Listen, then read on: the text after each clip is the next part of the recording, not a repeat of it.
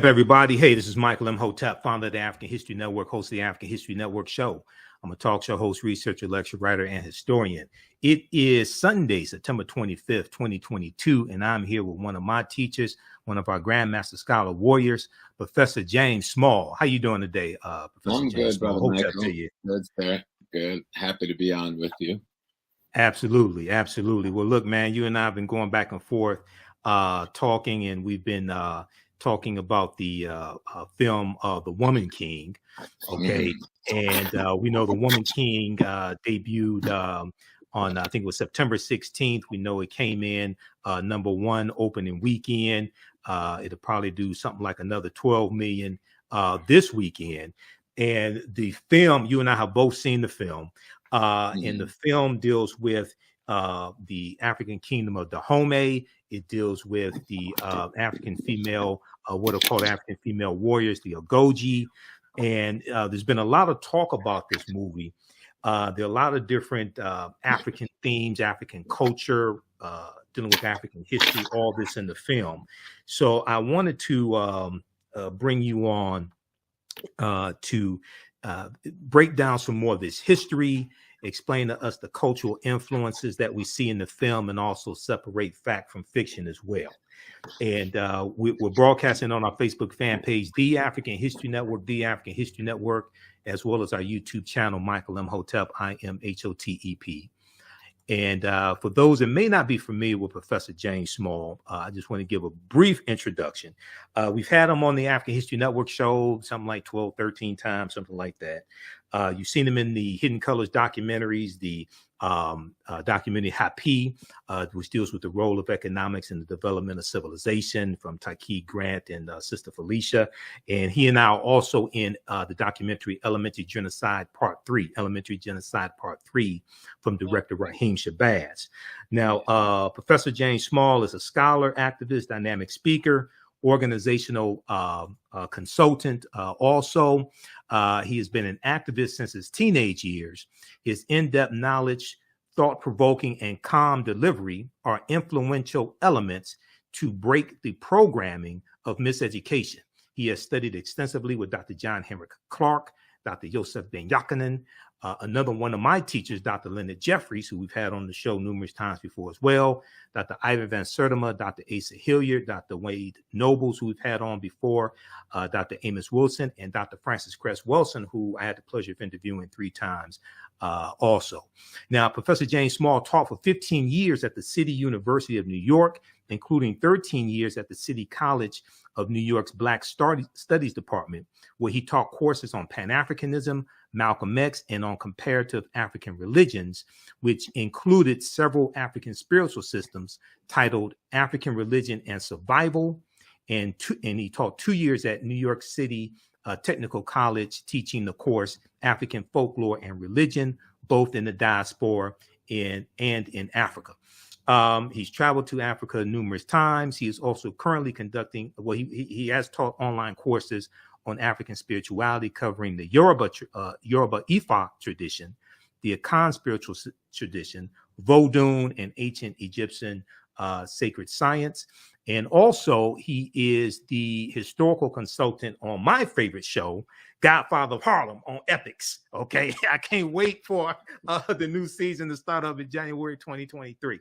All right, so once again, we want to welcome to the African History Network show one of my teachers, one of my friends, Professor James Small. All right, brother. So thanks for taking time out today. Yes, sir, Brother Michael. Yes, sir. So you've seen, and everybody watching, let us know how the audio is. I want to make sure you can hear both of us. So you've seen the film, The Woman King. So we're going to start off from the beginning. What were your thoughts on it? People already know what I thought about it. I did a 3-hour broadcast last Sunday on the African History Network show. So what were your thoughts, initial thoughts? Crazy. Well, the first thing I want to mention, because a lot of people fail to mention it when they do my biography. Okay. I'm the successor to El-Hajj Malik El-Shabazz, Malcolm X. Yes. At age 21, after his assassination, I became the imam of the Muslim Mosque, Inc., where I served 11 years, while serving 18 years as his sister Ella's bodyguard. Right. So I saw that in the bio. You told me don't read the whole thing. Yeah, so but that's part of my foundational piece. Right. And I just want to mention that because in The Godfather of Harlem, Malcolm will be assassinated in this last episode that's coming up. And we're really trying to do that in a way with dignity to him and the family and not the usual stuff we see. So I just want people to know that I come from that. That's my birth space. Right. You know, Exactly. Movement. Exactly. I saw the movie. I did a couple of talks on it. People just caught me off guard. I sent a couple of people to it because usually I don't go watch too many Black movies because the wrong people are producing and directing and paying for it. Right. So I sent a couple of the brothers from the Sons of Africa to watch it, come back, give me a good and they had a good report. And some friends called who I love and trust, and they loved it. So I did a couple of shows without seeing it, and I realized something this significant you can't do that with. Right. So I went yesterday myself, and I sat quietly, and I was blown the hell away. You know? Exactly. I mean, everybody know I love Viola Davis. I mean, if her husband say I'm divorcing Viola today, I'll tell Carol you're gonna have a second wife in the house because I'm gonna propose tomorrow. She is one extraordinary actress. Yes. One hell of a professional when it comes to this industry with all the things I've read about her. But watching this performance, just like you don't get no better playing a role. Right. From start to, she don't let up, you know? Right. From the opening line to the last moment, this woman is portraying that general who would then become the king. And the one thing I'm going to say to our people, a woman king is not an anomaly in Africa. We got women kings in Africa right now. Matter of fact, one of them is my goddaughter, Diambi, king of the Congo. Okay, what's her name again? What's her name again? Diambi. King Diambi. She's king of the Order of the Leopards. She sits on the throne that once held by Nzinga and expanded into the total of the Congo itself. Right. She's from the Luba people in the southeast, where she's a queen of the Luba kingdom, but she's king of the Congo kingdom. Hatshepsut in early Egypt was the king of Egypt. Right. And we know of at least 3 to 4 other female kings of Egypt before Hatshepsut. All right. Right now, there's at least 5 woman kings in Nigeria in the different kingdoms.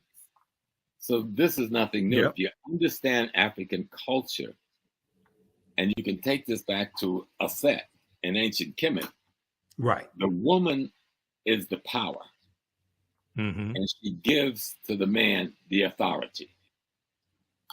Operating from the throne is authority, but being granted that authority comes from the power, which is the female structure in African society. Let me show how it works in, say, Ghana, and then we'll come back to the movie, right? Okay. Let's take the Ashanti Nation, the Asantehene, king of kings of the Asante Nation, gets to be the king because he's a son of a sister of the king he's replacing. So multiple men are raised to be king, but at the end of the day, the women who raise them choose the best, most ethical, most prolific, most prepared one, and recommend that person to the men to be installed. Only the women can bring you to kingship. The men carry out the ceremonial process, but it is the power that grants the man the authority. Take it all the way back to Kemet. A lot of people is into Kemet lately. Go back to ancient Kemet, and you will see Aset sitting, and she has a chair on her head. That's the throne of Earth. That's the throne of Africa. Right. The chair on her head is a symbol that she, the woman, is the throne. So who's the king of kings in ancient Kemet, right? The king of kings in ancient Kemet, every king have to become who? Haru. Haru sits on the lap of Aset, because the lap of the woman is the throne of earth. See, that's African understanding of culture. Right. And when you sit on that throne, right, you do not sit as yourself. You sit as your ancestors. Right. That's picture right here. That's Haru sitting on the throne. The throne of earth is Aset. And when he sits on the throne, he's sitting on the throne as the ancestors, because Aset represents the line to divine itself, which is the primary ancestor of the human race. So that's what African spiritual culture about kingship is all about. And if you understand this, it's easy to understand why there's a woman king being exalted in this movie. Yes, a lot of the movie is fiction, like most movies are. Correct. But a lot of it is historical. Right. Even if the timeline may not be on, the events is historically rooted. And then when you look at the cultural pieces, which we could talk about as we go along, I'll mention some up front. There's a young man named Malik. Yes. And you'll find a young lady who would become known as the daughter to the general, who's played by Sister Viola. She, on occasion, because he developed a friendship with this young man, gives him a statue of Ogun. Right. Ogun is one of the primary Orishas and deities of the Yoruba tradition, or the Ifa tradition. And you'll hear them talk about the Ifa tradition throughout, because that is the spiritual tradition of Dahomey, because Dahomey is an extension of the original Yoruba kingdom. Right. Matter of fact, it was founded by one of the sons of the founder of the Yoruba kingdom. And so that tradition is there. And what are you going to see happen to the young man in the movie is he will transform from a young man coming from Brazil, whose mother is African, who had been enslaved, and whose father was European. But on her mother's deathbed, her mother told him he needed to go back home to find himself. Go back to her land, her home of Dahomey, because that is his home. And so the statuette that she gives him is of the one Orisha that is the primary Orisha of transformation of the human character. And you will see the transformation of Malik as you watch the movie. It's just beautifully done.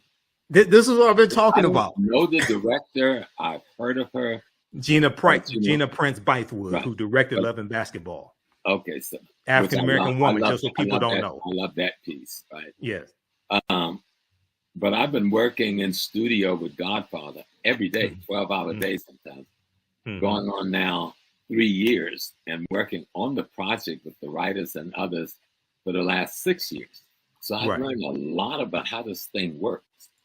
And what I saw yesterday in the theater, those Black women kicked butt and putting together a document that every Black person should be proud of. Exactly. You see, I see a couple of little flaws, but I'm not going to even mention them. You know why? Because it's overridden by the positive to such an extent, they're not noticeable in your consciousness. That's what I've been saying. Exactly. And here's the thing. So I have we have 1 million followers on our fan page, the African History Network. So I've been posting a lot about the movie. I saw it, been posting articles about it, video clips, parts of interviews with Viola Davis, things like this. And 99.9% of the people who saw the movie loved the movie. They say they were blown away by it. And then I talked to people who at first said they weren't going to see it, and they saw the movie. They were blown away by it as well. Okay, this is phenomenal. That was me. I wasn't initially going to see it. I'm tired of them doing the smile in your face and poison us on the backhand, right? Right. That didn't happen this time. What I saw this time was Black artists, Black craftsperson, Black technician, Black actors doing an interpretation in fiction and history with African folklore that you just got to see to believe.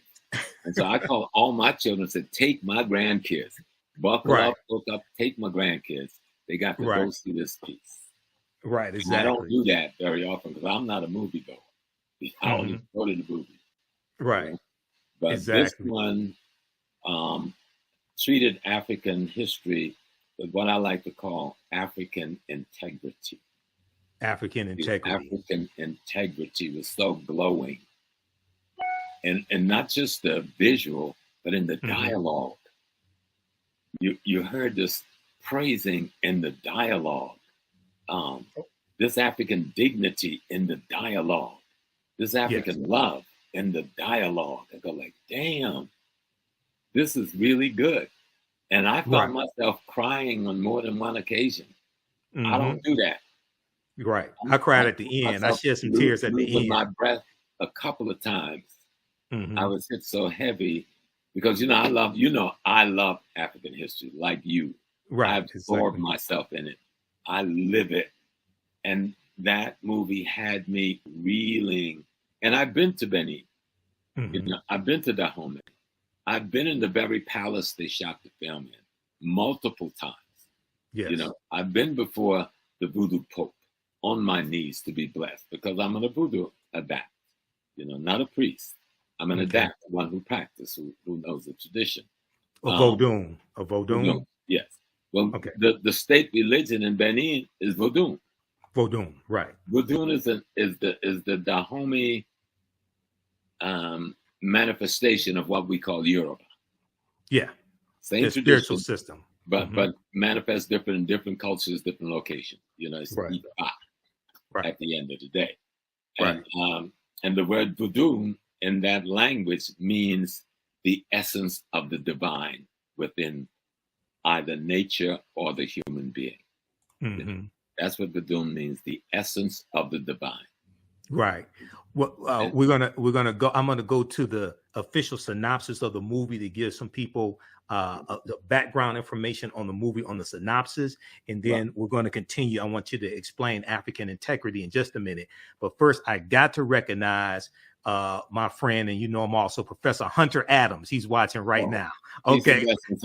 Yeah, absolutely. Professor Hunter Adams, thanks so much for watching. He said, I agree, Professor James Small. So absolutely. So let's look at this here. So the official website is thewomanking.movie, thewomanking.movie. I want to look at the official synopsis, and then we're going to delve deeper.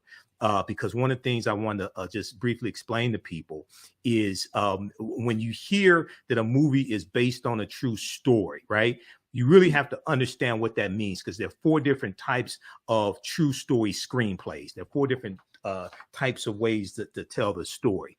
And so The Woman King is the remarkable, this is the official synopsis. The Woman King is the remarkable story of the Agojie, the all-female unit of what they call warriors who protected the African kingdom of Dahomey in the 1800s with skills and a fierceness unlike anything the world has ever seen. Quote unquote, inspired. This is the key word, everybody. Inspired by true events, The Woman King follows the emotionally epic journey of General Naniska, played by Oscar winner Viola Davis, and it was her production company, her and her husband Julius, their production company that produced this film, as she trains the next generation of recruits and readies them for battle against an enemy determined to destroy their way of life. Some things are worth fighting for. It's directed by Gina Prince-Bythewood, who's an African-American female woman. Story played by Maria Bello and Dana Stevens, 2 white women, and produced by Kathy Schulman, Viola Davis, husband Julius Tennant, and Maria Bello. Okay, so the reason why I wanted to go through that, Professor Small, very quickly here is, and I've done a ton of research on the film as well. There is, I've experienced this before with other movies, and you have to be careful when you hear a term like based on a true story. You have to really understand what it is. So very quickly, there are 4 ways to tell these historical movies. Okay, this is a good article everybody can read. It's from Screencraft. Is your script based on, quote unquote, based on or inspired by a true story? What's the difference?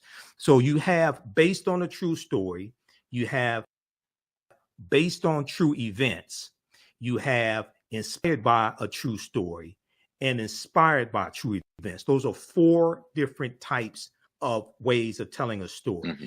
Each one has different levels of fiction interwoven into them. The Woman King, according to the official synopsis, is inspired by true events. Okay, I want to briefly explain what that means.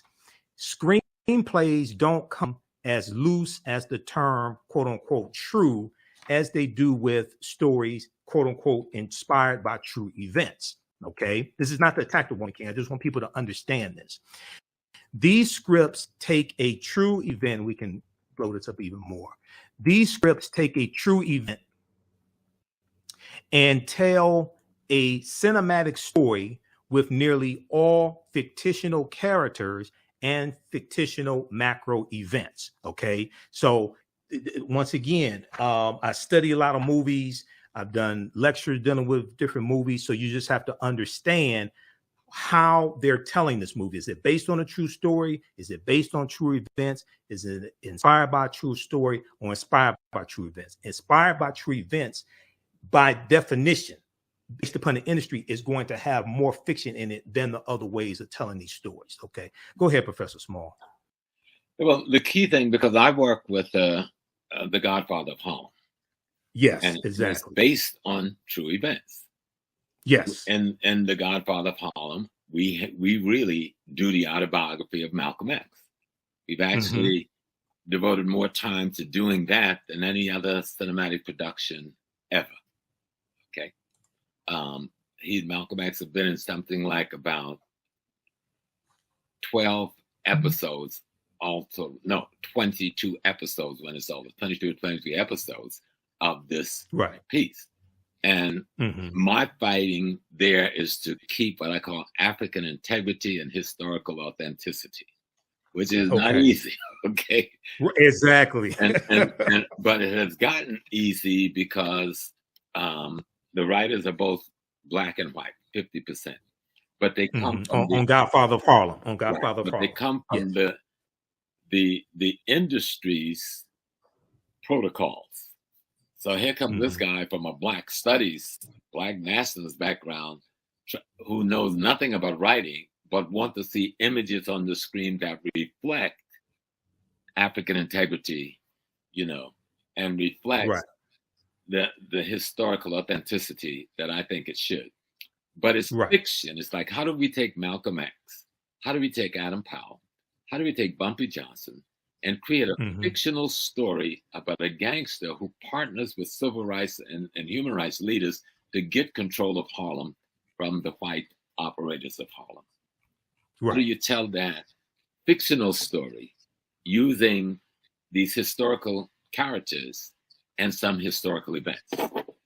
And sitting, most of my work is done, even though I go in studio every day, my work is done with the writers in the writers' workshop before it gets to a director, before it gets to the big boys to say, okay, this is cool. And so that's where we get a chance to say, this is what the dialogue is going to look like. This is what the scene is going to look like. This is what's going to be in that room. This is what the costume is going to look like. This is what the attitude is going to be, etc. And so when I'm watching this piece, having spent so much time in Togo, Benin, and Ghana over the last 3 decades, I'm there. I mean, I'm transformed out of that theater. I'm in that palace in Dahomey where I've been multiple times. And I'm feeling the spirit of the Agojie. Because I've heard them talk about it so often. They lecture to us when we go there. The king even engaged in the lecture with us so that we begin to appreciate the history.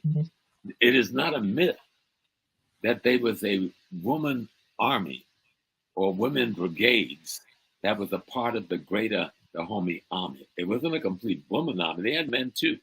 But the women brigade, the men made up the infantry. The women made up the battle soldiers, and they were fierce. Right. And they do little demonstrations for you when you go to visit, and you begin to appreciate this. And I'm watching, and it goes. And I've also studied, like you, many of the rebellions and the resistance on the ground in Africa before we got on the slave ship. Many of the wars, many of the jihads to try and stop the slave trade, which had been going on for 1,500 years plus before 1492. So we had been at war for a long time against this thing. I've been to places where we saw part of the resistance up in northern Ghana and other areas where the people built houses without windows, if you can imagine that, right? And the fence around the house is 10 foot tall. The housing compound is 10 foot tall, but the gateway to get in the house is 2 feet tall. So you got to get on your knees to crawl into the courtyard. So an enemy would lose his head trying to come down, you understand? But that was the defensive mechanism that our people put in place.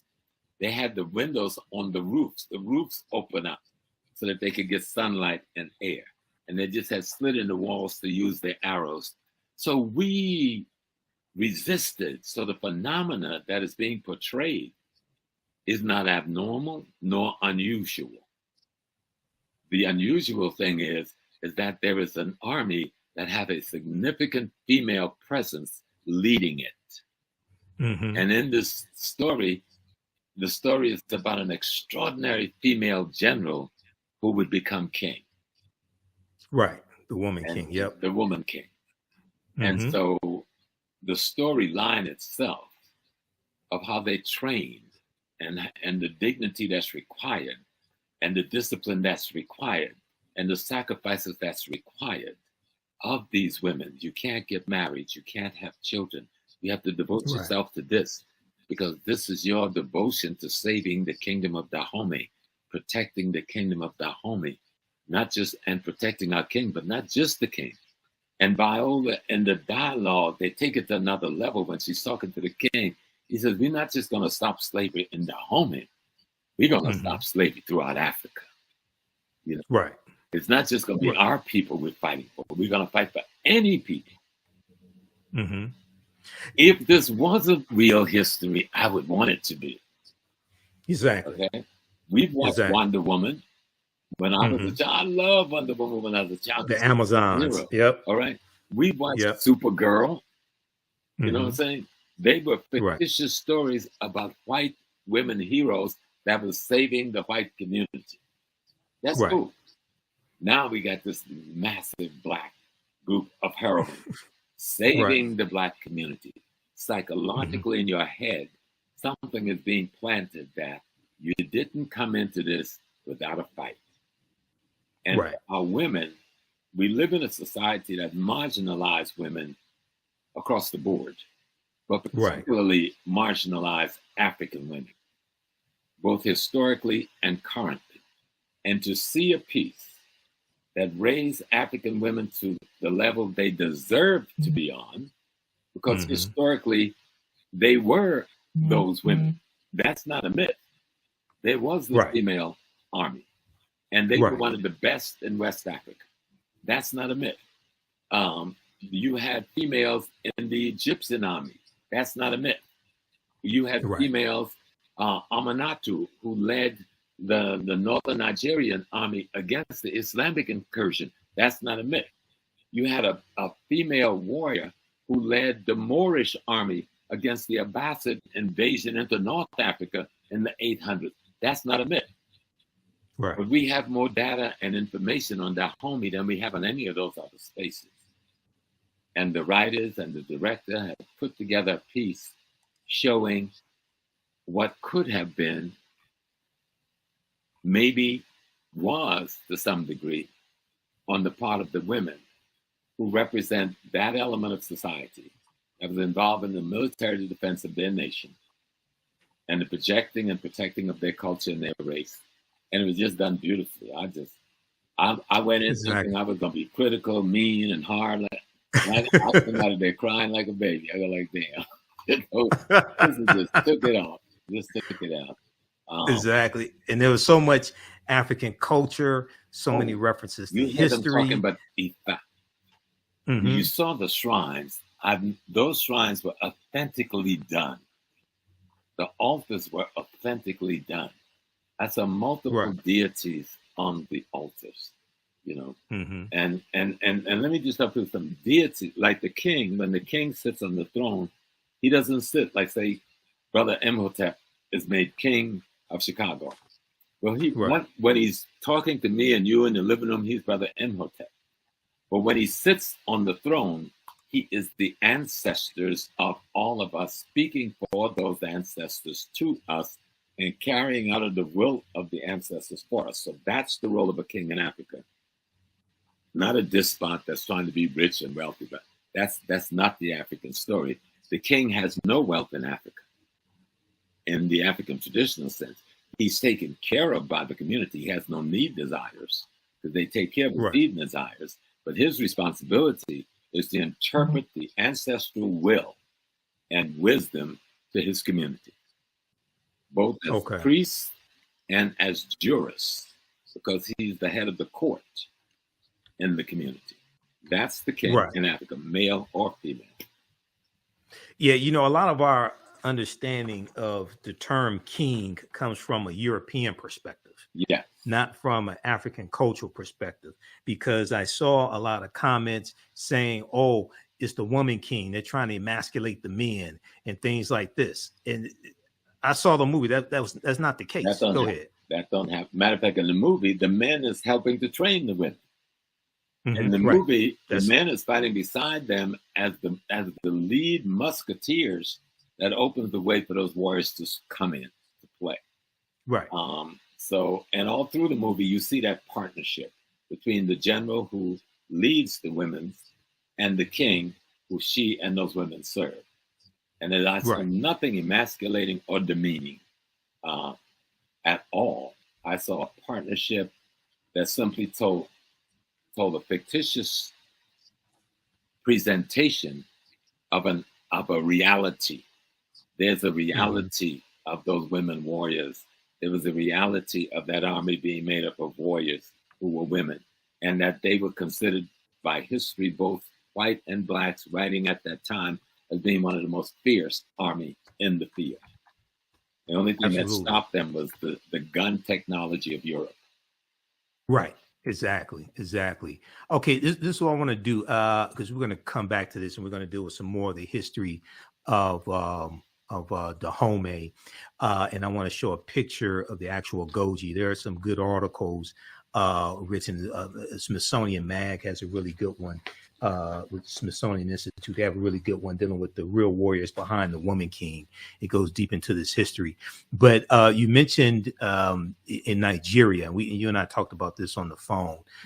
So I posted this article a few days ago because I saw so many people, most of them didn't see the movie, saying, oh, they don't have women kings in Africa and things like this, right? So there are a number of different articles on this topic here. This one here is from gboah.com, gboah.com.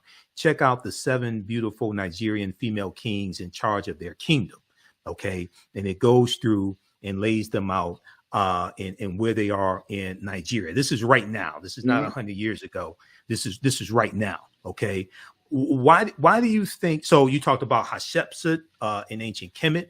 Okay, so she was. Tell us a little bit about Hatshepsut. She would be considered a woman king. We know she was. The pharaoh is the king. Pharaoh, and she pharaoh. Was Yep. Pharaoh. The woman is the power in Africa. Men, give up your European genital danglings, because the power has nothing to do with gender. Okay, right. It has to do with roles in nature. Roles in nature. You came from the womb and the belly of a woman. It did not come from your belly, even though your sperm fertilized the eggs that became you. So let's look at how Africans looked at reality. We were in partnership with nature and cosmology. That's our culture is based on understanding cosmology and nature. And so when we look at the king, and as we see in Hatshepsut, her brother was too young to take the throne. He was too young to handle that responsibility. And so she, as the elder sister, had to take on the responsibility of being the pharaoh, of being the king, until her brother was trained enough and old enough to take over the role of kingship himself. And I remember when we first started studying ancient Egypt, and the white writers was all saying, oh, the brother came in and he hated his sister and he scraped her name off the walls. All of that is proven to be untrue. So all of it is proven to be untrue. That's not even African culture. That's European culture. That's what they do.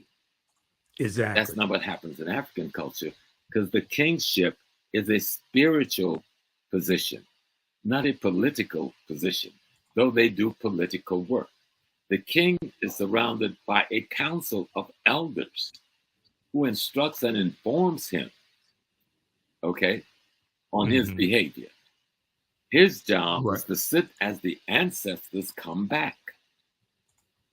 I know this for a fact because I've been trained at the stool. In Ghana, I'm Nana Kofi Mpansa, the second of the Ogogo stool, under the kingship of Akua Kusapam. And one of my great teachers is Nana Kwabena Nketse the fifth, who's the king of Esokado in the Western region. So we talk about these things all the time, because these are my questions. And so if one thing this movie would do is force us to study our history before we got to North America, then and culture. Then I'm history and culture. Yep. Because a lot of this, because of we've all been attacked by white supremacy and racism, and it's made us paranoid about anything. Well, not only that, we've internalized white supremacy. We've internalized to various extents white male patriarchy. So we don't see it. We don't see, many of us don't see African women as equals. Right. And then you hear woman king and you say, oh, they're trying to emasculate the man, things like this. And then you have people say, oh, there were no women kings in Africa. And I'm like, what are you talking about? And we always praise, many people over here know Ya Santiwa. Ya Santiwa. And they said, oh, well, she was the queen mother. No, she was the queen mother until the king gets captured. Then she became the king. Because it was the queen mother who made him king, who named him king. Once the British captured the Santahene and there was no king on the throne, the responsibility of the kingship fell on Yasantiwa, the queen mother of Ajisu, and she became the leader of the army of resistance against British occupation in central Ghana. So when we studied the history is just so beautiful when we study it and learn about our women and really get to see, oh, wow. Exactly. These other people's culture. We got our own culture. We have our own look at. We have our own way of knowing things. We have our own worldview that we have imposed for ourselves on ourselves. And this becomes so important. I saw somebody talked about the book Barracoon and talked about Kofi, this one brother who was sold by Dahomeans. Even in the movie, they treated this well because the current king in the movie is criticizing his brother who started this slave trade thing. And they're trying to figure out a way. Oh, Gezo, how do we stop it? And the woman king, as she's now the general, is saying, we must find another way to have commodities that we can make a living off. And she sets up these palm oil plantations. Palm oils, to create an income for the community. And I think she had she said we could sell gold as well to get an income. And so they're looking at it and saying, wait a minute, we're trapped because these people have put us into a situation. Now, if you study the history of Africa, coastal African peoples were basically fishermen. Most of the slave trading took place on the coast, and then they would go inland with their guns and weapons and capture people.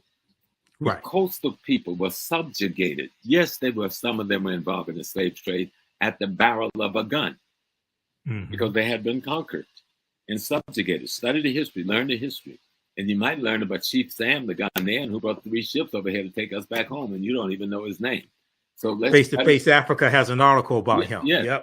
Let's talk about Bonsu. You said the Ashanti sold us. What about King Bonsu, who marched the Ashanti army from central Ghana down to the coast, emasculated the Dutch, took over the slave dungeon, drove them all out, free all of our people, then marched the army back up to Kumasi. Let's learn these stories. Let's learn of these great heroes. We've got brothers selling drugs to us on the streets right now. We can't deny that Black people do things like that. You've got Black people killing more Black people on the streets every month than was killed in slavery any given month. We can't deny that's so, but we got to understand why that's so. Right. And so we had some folks in Africa who was involved in slave trading, but that was less than 1%. Let's talk about that 99% who were the victims or who were defenders of our people. Unless millions more would have got caught up and died in the slave trade. I'm going to go to that in just a second because I want to share an excerpt of the book, Fighting the Slave Trade. Before we go to that, hey, everybody, I'm Michael Imhotep, founder of the African History Network, host of the African History Network show. We're speaking with one of my teachers, Professor James Small. We're talking about the film, The Woman King, as well as the real history of the West African kingdom of Dahomey and other history also. If you like this type of information, you can support the African History Network, $ the AHN show through Cash App, $ the AHN show through Cash App, also through PayPal, paypal.me/the AHN show. This helps us keep doing the research, stay on the air, keep broadcasting. I've been hosting the African History Network show for 12 years now.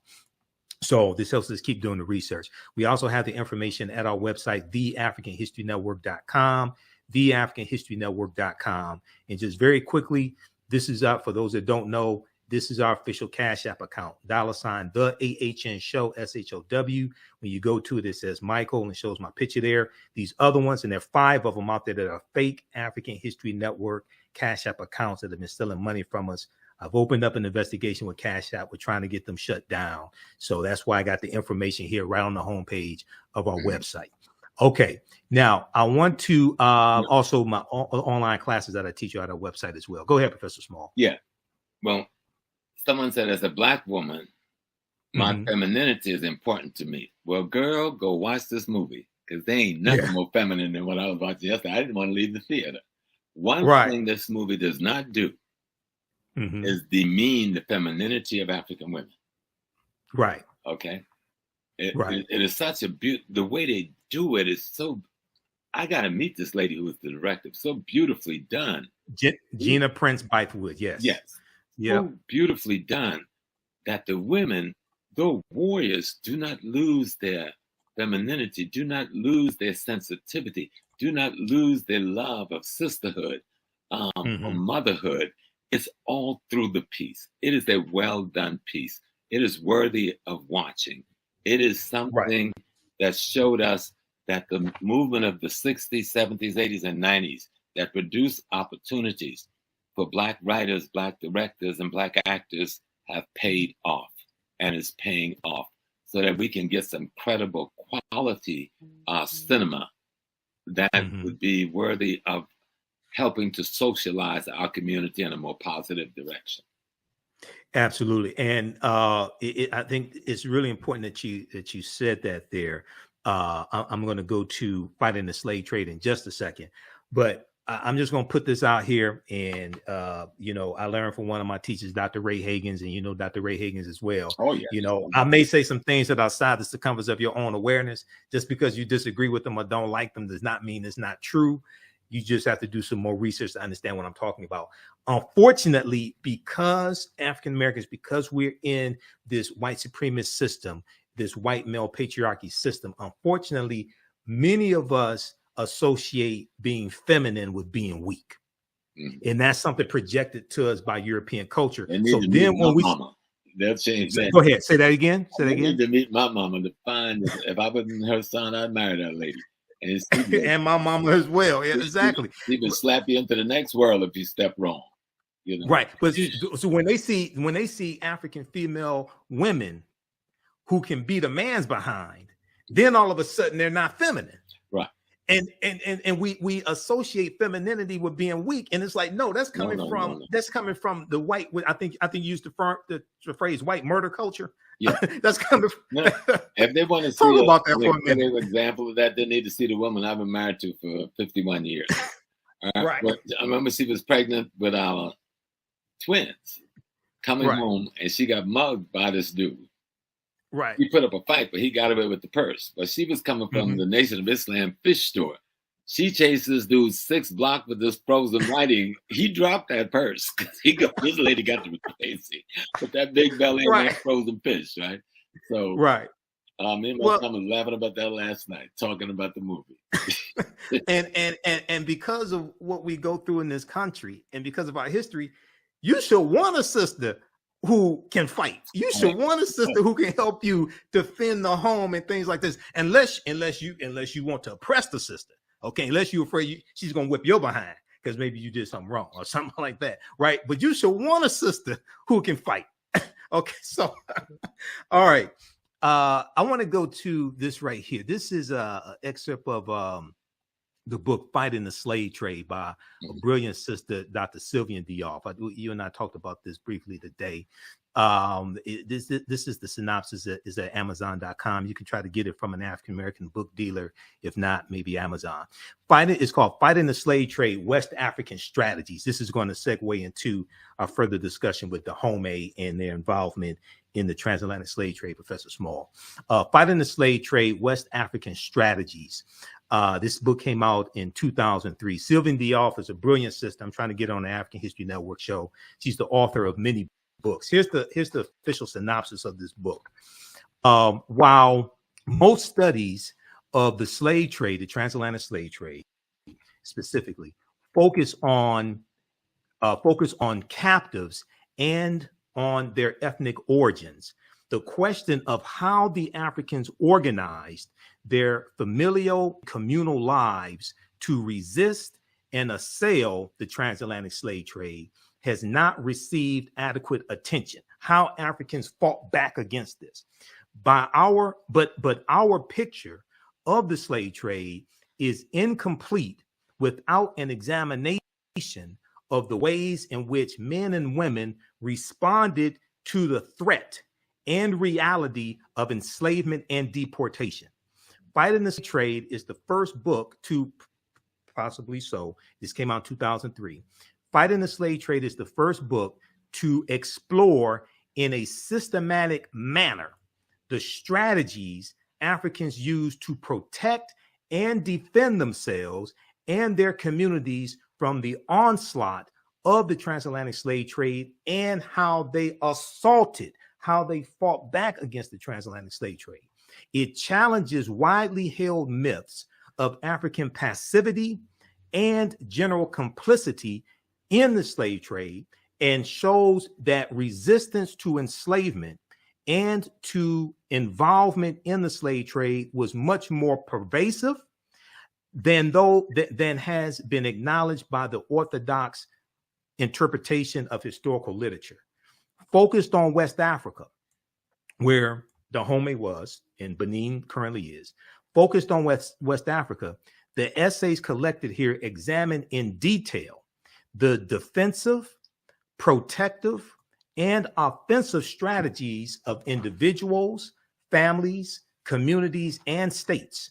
In chapters discussing the manipulation of the environment, resettlement, the redemption of captives, the transformation of social relations, political centralization, marriage, violent assaults on ships and entrepots, shipboard revolts like the Amistad slave rebellion, 1839, and controlled participation in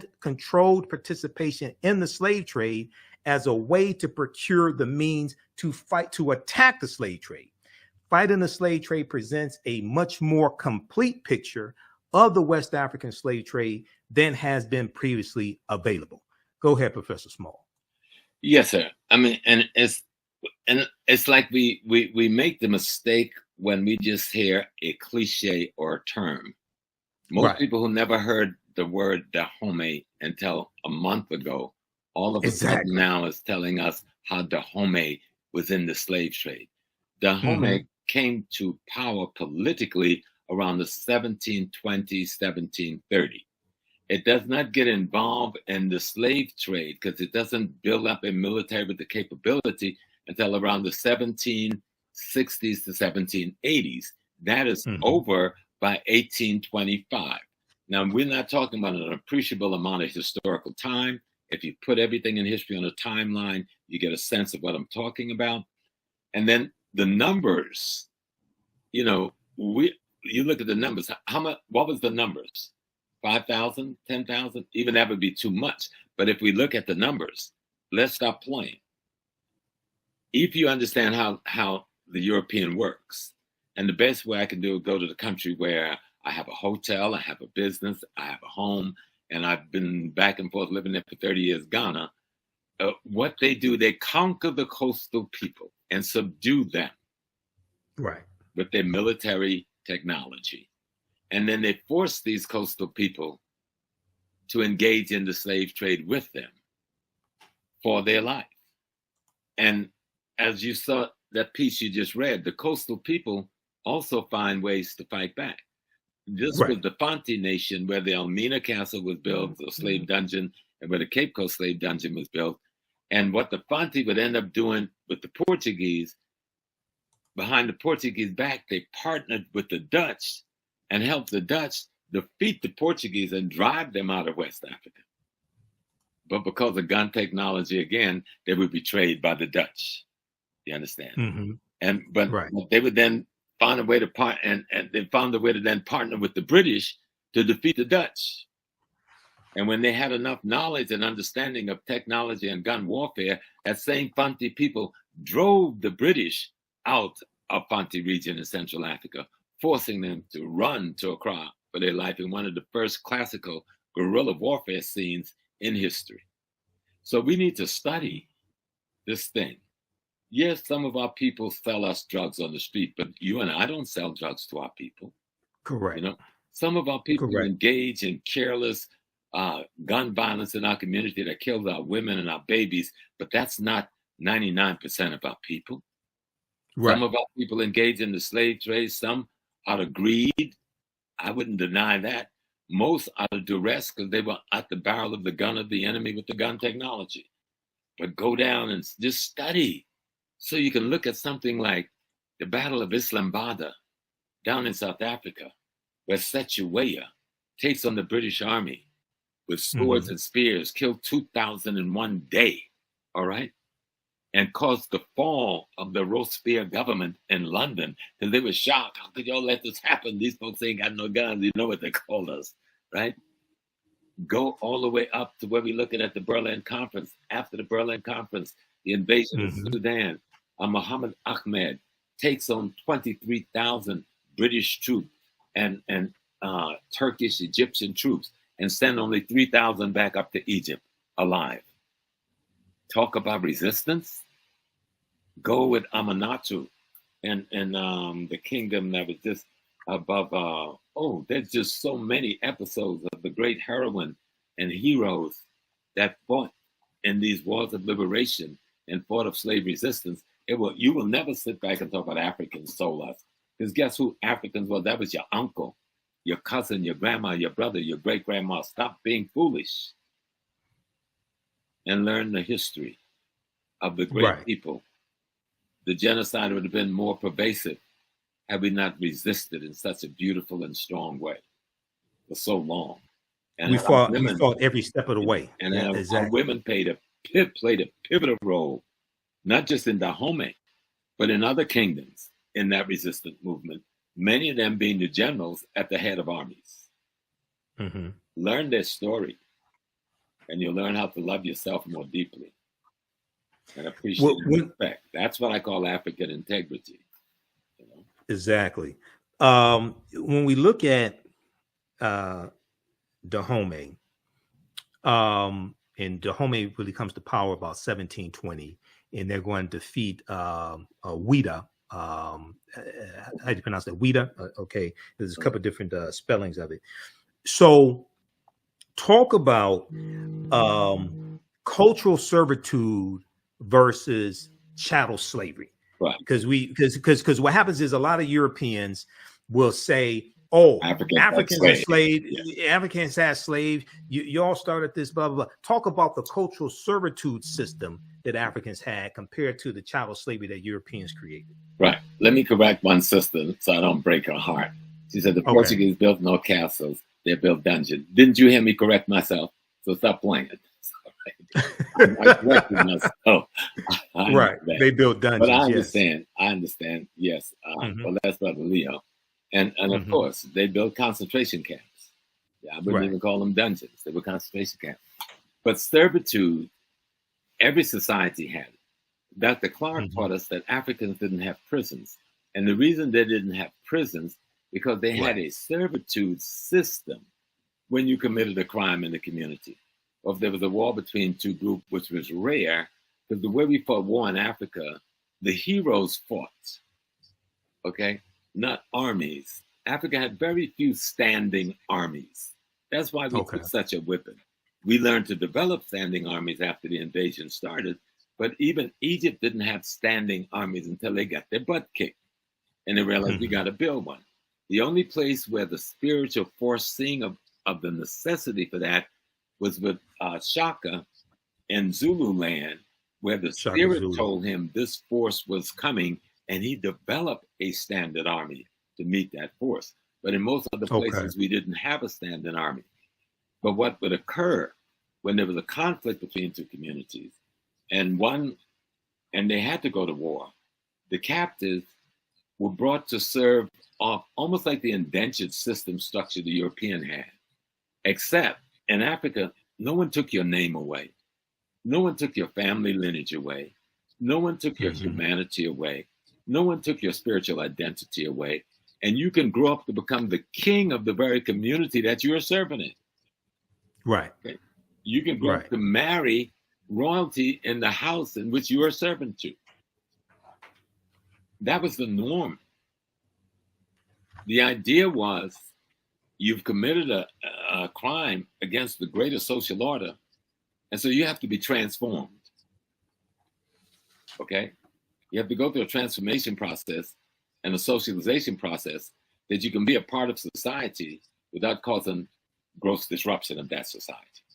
And that servitude process that we see in multiple places in Africa did not involve putting you in prison, putting you in chains, putting you before firing squads, or anything like that.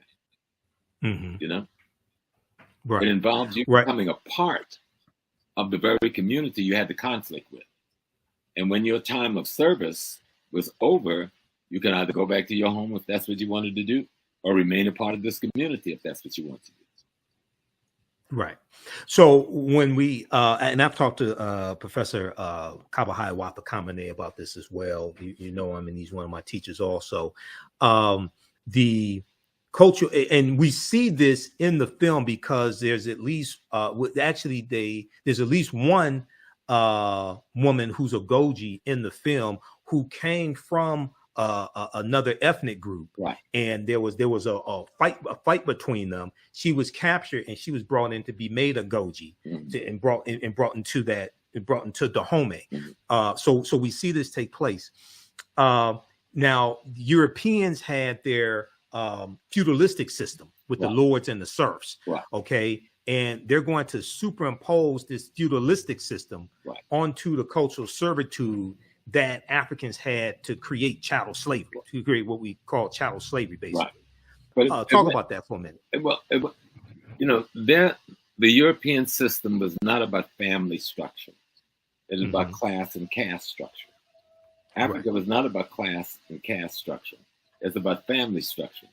So when you came into another community, that person's household you went into, depending on age strata, that was your father, that was your mother, that was your auntie. You were their child. That's what the European had was something completely different. It was based on caste and class, depending on power and wealth. That was not what the African kingdom was built on. The African kingdom was built on the fact that the king itself is the father of the community, because he represents the ancestors for that community. Africans don't have queens in the way Europeans do. The king's wife is not a queen. Okay? In the African society, the king's wife is not a queen. In modern day African society, who's trying to play the European thing, you see a little bit of that. But in traditional ancient African society, your wife is not the queen. She's just your wife. Okay? the queen mother is your sister or your auntie or cousin. Okay. But your wife would never be the queen. And the reason they do that, so that fighting for the throne thing never happens. So it is the collective body of women called the queen mothers who select from among the best of the young men they have raised, because they know them better than anybody else, because they raised them from infancy, to be the next king. And if a man was not available to assume that responsibility, then they chose a woman who was skilled, trained, and tooled to carry that power and that responsibility, both spiritually, judiciary-wise, and politically. Okay, so this goes back to Auset with the throne on her head. Absolutely. Because Auset means the name Auset, from my understanding, means she of throne. Yeah. She of throne. She is the throne. She is the throne. Yeah. Okay, she is the throne. And it's the woman. She is woman. She's not, there's nobody named Auset. Right. Auset is symbolic of the African woman. Right, symbolic of the African woman, because it's the African woman who decides which man will sit on the throne. Okay, all right, and in many societies is it that in some societies is it that the lineage was matrilineal, which went through the woman side of the family, and we kept it in America. We had a kind of a term we used that people thought was joking: mama's baby, daddy's maybe. right. The way they solve the bloodline is to go to the one place where you know the authenticity of a bloodline. Right. And that means it's not matriarchal. Matriarchal means women rule. That's a white folks term. It's matrilineal. No, it's matrifocal. Matrifocal. Okay. Meaning you must train, you trace, and there was no denigration to the man. I love my wife, but I know it's the one way to be sure that this child is who we say he is to see what womb the child came out of. Right. There's no way to find out what sperm the child came from. And we knew that way back then when there was no microscope or nothing at hand. We were clear. Okay. Right. And so you talk about matrifocal. Now, since Islam, well, going all the way back to remember, we get the Hyksos invasion, the Greek invasion, and well, first the Hyksos, and then you get two Hyksos invasions. Hittites, you get two Hittites invasion in northeastern Africa. Then you get the two Assyrian invasion of it. Then you get the Persians, two Persian invasion, then the Greek invasion, then the Roman invasion, and then their children, their descendants, the Arabs. See, people don't know who the Arabs are. These are the descendants of the Greeks and the Romans and the Assyrians and the Hittites and the Hyksos mix up now, marrying into one another. And then they hit us in the 8th century and have the deepest incursion into Africa.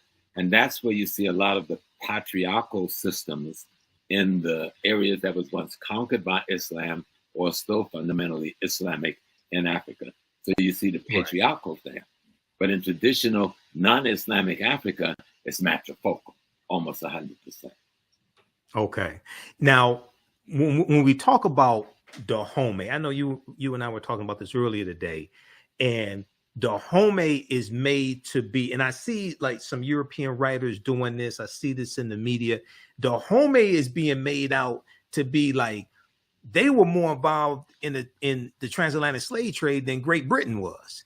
Yeah, and Great Britain takes out like they take out 3.1. Great Britain was involved from 1562 to 1834 when they finally, even after 1807. We'll talk about 1807 in just a minute. They involved for 272 years. Talk about Dahomey and how it gets involved in the transatlantic slave trade. Well, again, for the same reason, Dahomey in 1720, when the kingdom is formed. Or when it comes to power, it was always a small kingdom. And remember, Dahomey wasn't the size of today's Benin.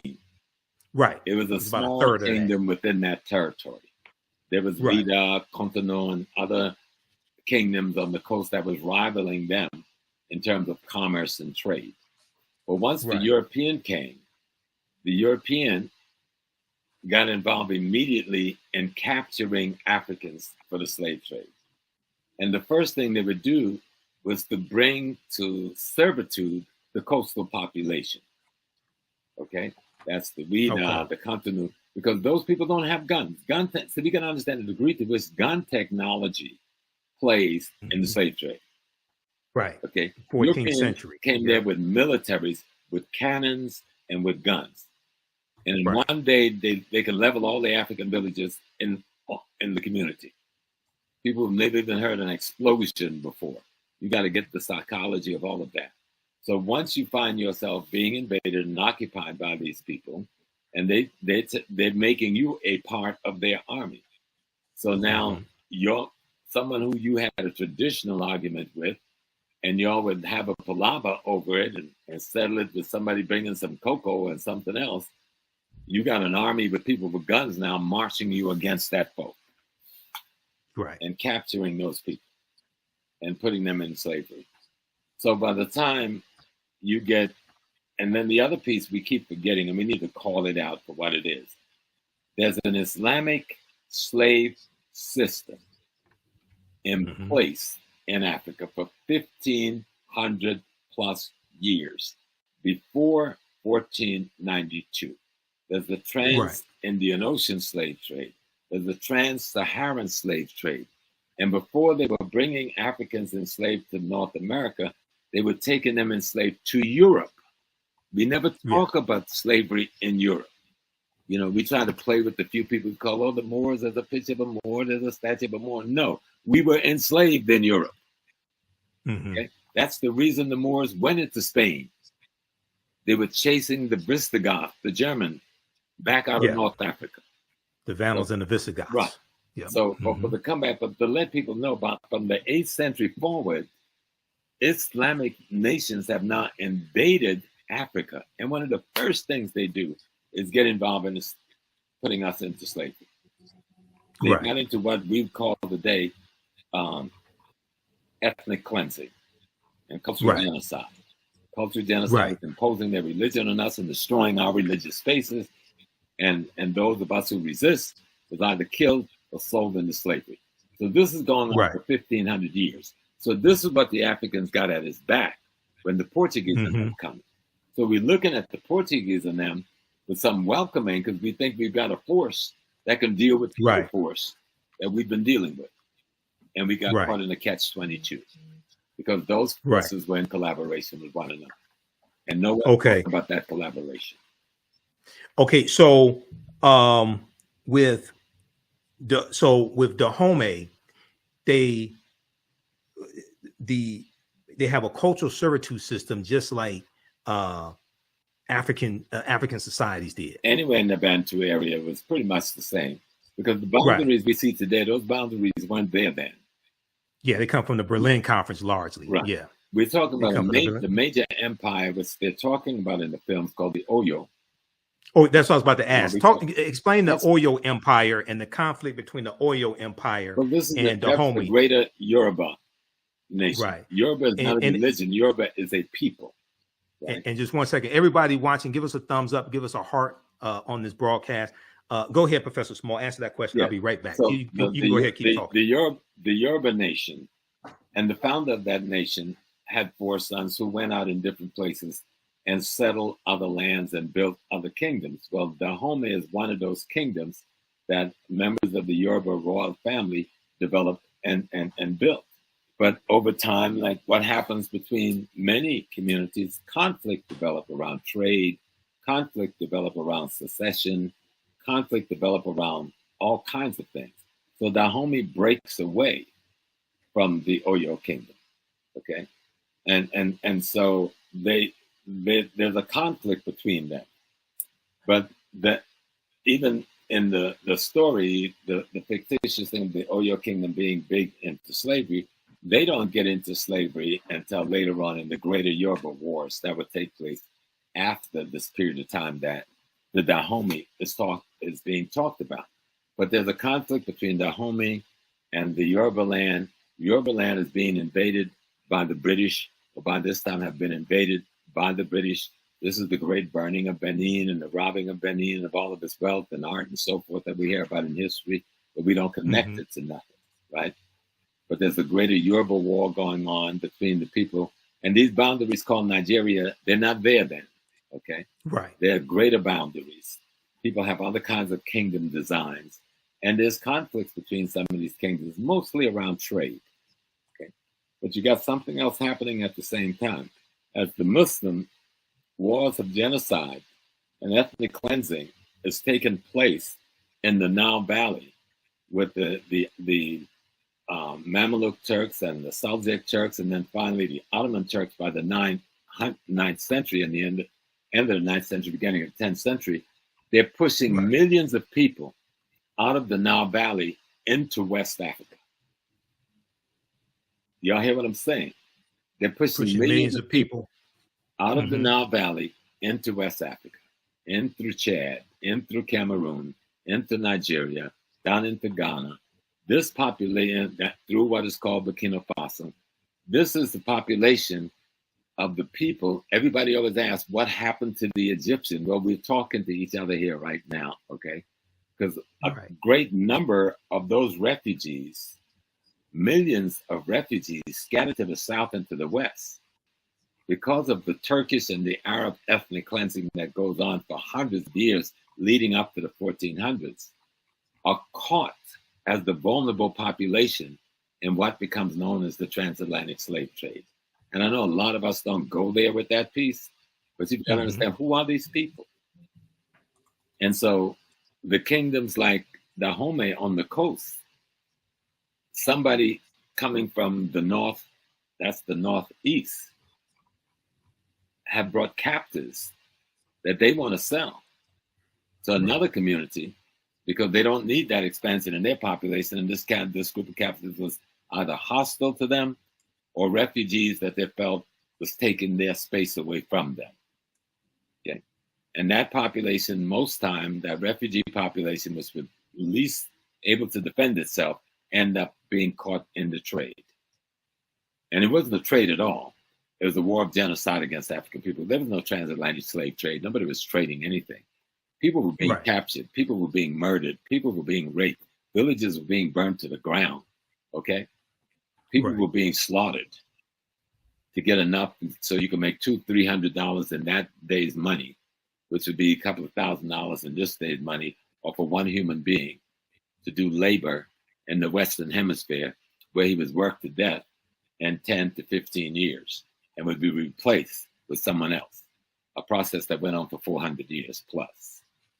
Exactly. Dahomey got caught up in this, and what the movie shows, fictitious or not, they did do it. How do we get out of this? How do we work our way out, fight our way out of this contradiction? And I thought they did a beautiful job in describing the contradiction of the slave trade and describing the efforts of whatever African kingdom used that methodology to get out of the contradiction, whether it was Dahomey, Ashanti, Yoruba, Igbo, Manding, you know, we all that dealt with selling the palm oil. That dealt with selling the palm. Okay, so at what point does in actual history, at what point does Dahomey get? So we know you have later. You're going to have the Franco-Dahomean Wars, 1890, 1894, and Dahomey is going to be absorbed into the, I guess you would say, French colonies. Benin. Dahomey's Benin, yeah. Okay, so at what point does Dahomey stop selling African captives to the Europeans? Well, they said the story in 1823, but that's where it starts. Opens up. 1823. But that's not the real date. The date would be further back up. All right. If we were to look at that conflict played out, we'd probably be looking at Dahomey comes up as a kingdom in 1720. 20, right. But you don't have power when you come into being. It takes you another 30, 40 years to build up an army, to build up a front, to build up a reputation. So Dahomey don't really get into the slave trade thing until around they try to talk about the kingdom starting in the 1600s. That's the extension of the Oyo kingdom. That's not Dahomey yet. Dahomey comes into its being in 1720 or so. It gets involved near the end of the 1700s, about 1760 or so, in the slave trade process. And then it's out of it by 1750 completely, 1752. Okay. But in that period of time, there's the conflicts and the wars, because the Portuguese are not sitting there with merchant with banks and some money in their hand. They've come with armies with guns, all right? And they have people involved in this thing with weapons. And they've armed coastal people to go inland to capture other people for them. They've already depleted the coastal people they could take, but they need a coastal population because they need somebody who can speak the language, somebody who knows the terrain, somebody who knows the culture, etc. And they need numbers. And so they could take these captive people and make them their collaborators. Though many of those people will resist them and betray them. That's why it's important to understand the history, because it's not a one look. You know? Right. You have to really see the intricacies of resistance and rebellion and death. It's just like most people come to North America and say, well, y'all never really freed yourself. Well, you never looked at our history to say that. There's recorded at least 300 plus African rebellions that was of significance in the United States, North America. Mm-hmm. But if you look at the Civil War, over 300,000 of us fought in uniform, and another 400,000 to 500,000 out of uniform behind the line, being workers, being supporters, being the people who carrying the equipment. So nearly 500,000 plus of us is fighting in the Civil War to destroy the Confederacy, both from within and without. That's a war of liberation on our part. Exactly. We fought to free ourselves. It wasn't given. Right. It wasn't Abraham Lincoln. We fought to free ourselves. We killed millions of white people. Okay. So y'all need to stop it and really see what happened here. And if you go back down to the British, we fought with the British who said, we're going to give you freedom. In the North, we fought with the British in the South. And the British, the people who fought with the North, they end up in Nova Scotia and then Sierra Leone. Nobody ever asked for the largest part of that black population went, who was in the South. Because the largest part of the black population fighting against America was not in the North. And you know where that population went? To Jamaica and to Trinidad. Okay. And they started the Poker Man movement in Jamaica. Those black Geechee Gullah people who fought with the British. And in Trinidad, Tony Martin deals with this in his book, his last book, God Bless His Beautiful Soul, History of the Caribbean. He deals with the population that went to Trinidad, and I went to that community. And the streets are named after different military companies they fought in for the British.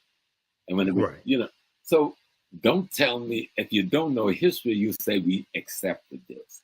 But if you know history, there's hardly a week went by when some black folks wasn't rebelling in North America. Well, the same thing went on in Africa. It wouldn't a day go by where somebody wasn't killing an enemy, escaping from slavery, leading an army against the enslavers, putting up defense against enslavement, and that's all across the continent of Africa. And here in the United States, especially, other ways that we rebelled against slavery, learning to read and write was a way of rebelling against slavery. Mm-hmm. And one of the things many of us did when we learned to read and write, we wrote our own freedom papers and ran away also. Because oftentimes the slave patrollers, a lot of them were illiterate. That patrolled the roads, things like that. So you can give them with a stamp on, and it was good to go. Yep, you can say this is your freedom paper. But the resistance movement in Africa was extraordinary because Africans didn't view human beings as commodities.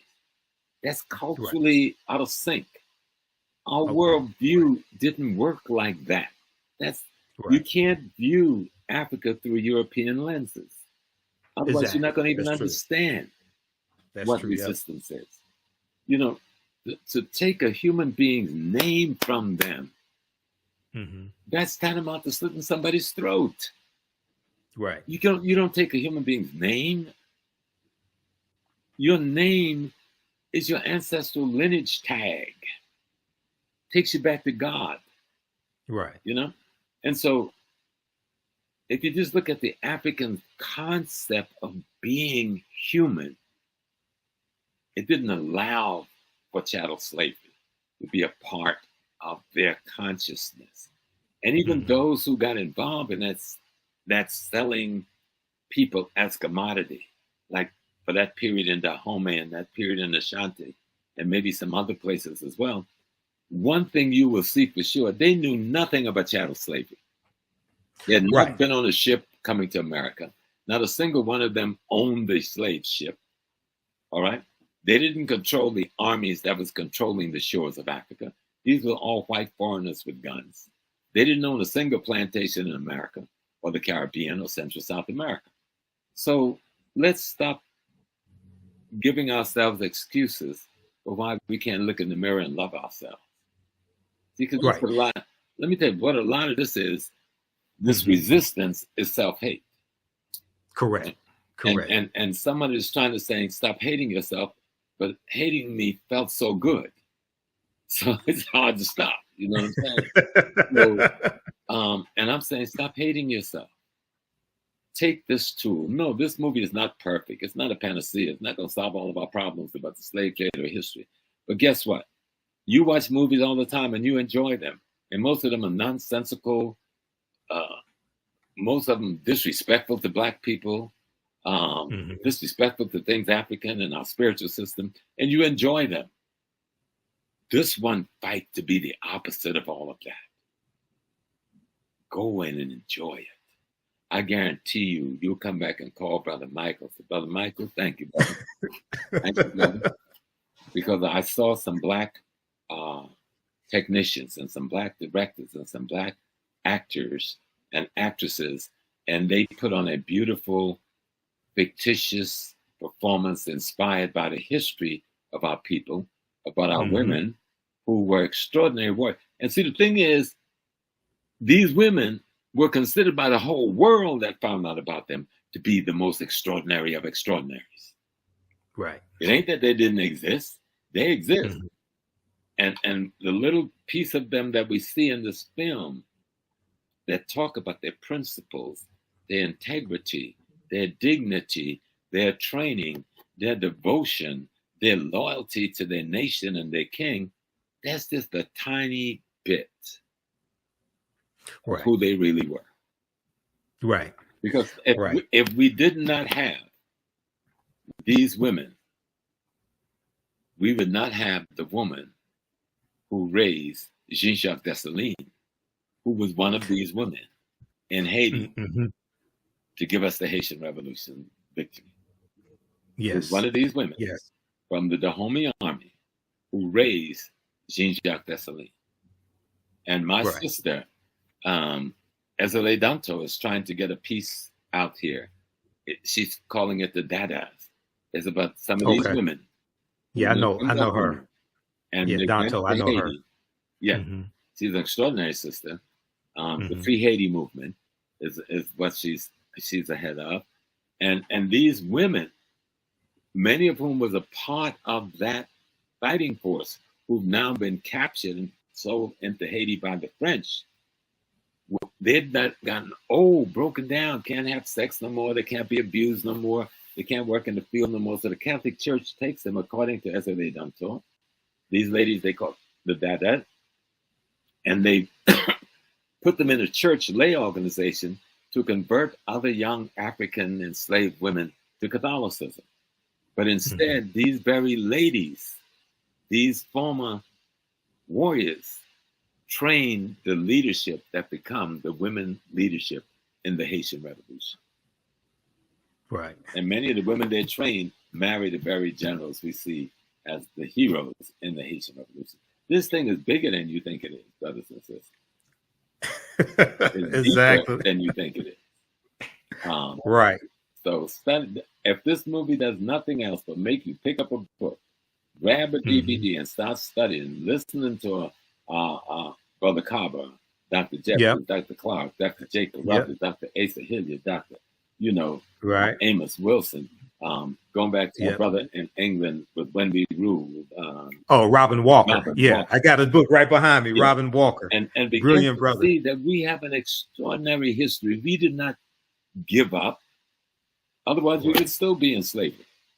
Right. We fought every single day from one end of Africa to the other, from one end of the Caribbean to the other, from one end of Central South America to the other, from one end of North America to the other. And we've transformed the white world. And what's so beautiful about Viola and her husband and that beautiful director and the others, they took the content and white intent and transformed white content to an African intent that made sense. They interpreted it in a way that they took the intent of someone else's content being the writing that was done. And all content has intent. Right. And so I'm just assuming, given history, what the intent might have been, even if it wasn't deliberate, just culturally. And I know these Black folks took that content and redirected that intent to give us a cinematic document that I think is rather extraordinary. Okay, we're going to come back to that point in just a second. I want to go to this clip here. This is an excerpt of the interview that Viola Davis did on Good Morning America, because this gets deeper into it, and she talks more about making the film. Before that, we don't want to forget the sisters. We mentioned a number of brothers that are scholars. So Sister Nubia Wardford from here in Detroit, Nubia Marinke, she's watching as well. She just saw the movie. You know, Sister Nubia, she just saw the movie. She had extraordinary production, but also sisters like ancestors like Dr. Francis Cress Wilson and Dr. Patricia Newton.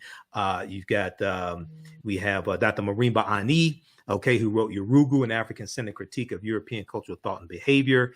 We have sister teaches the Metal Netter. I know her.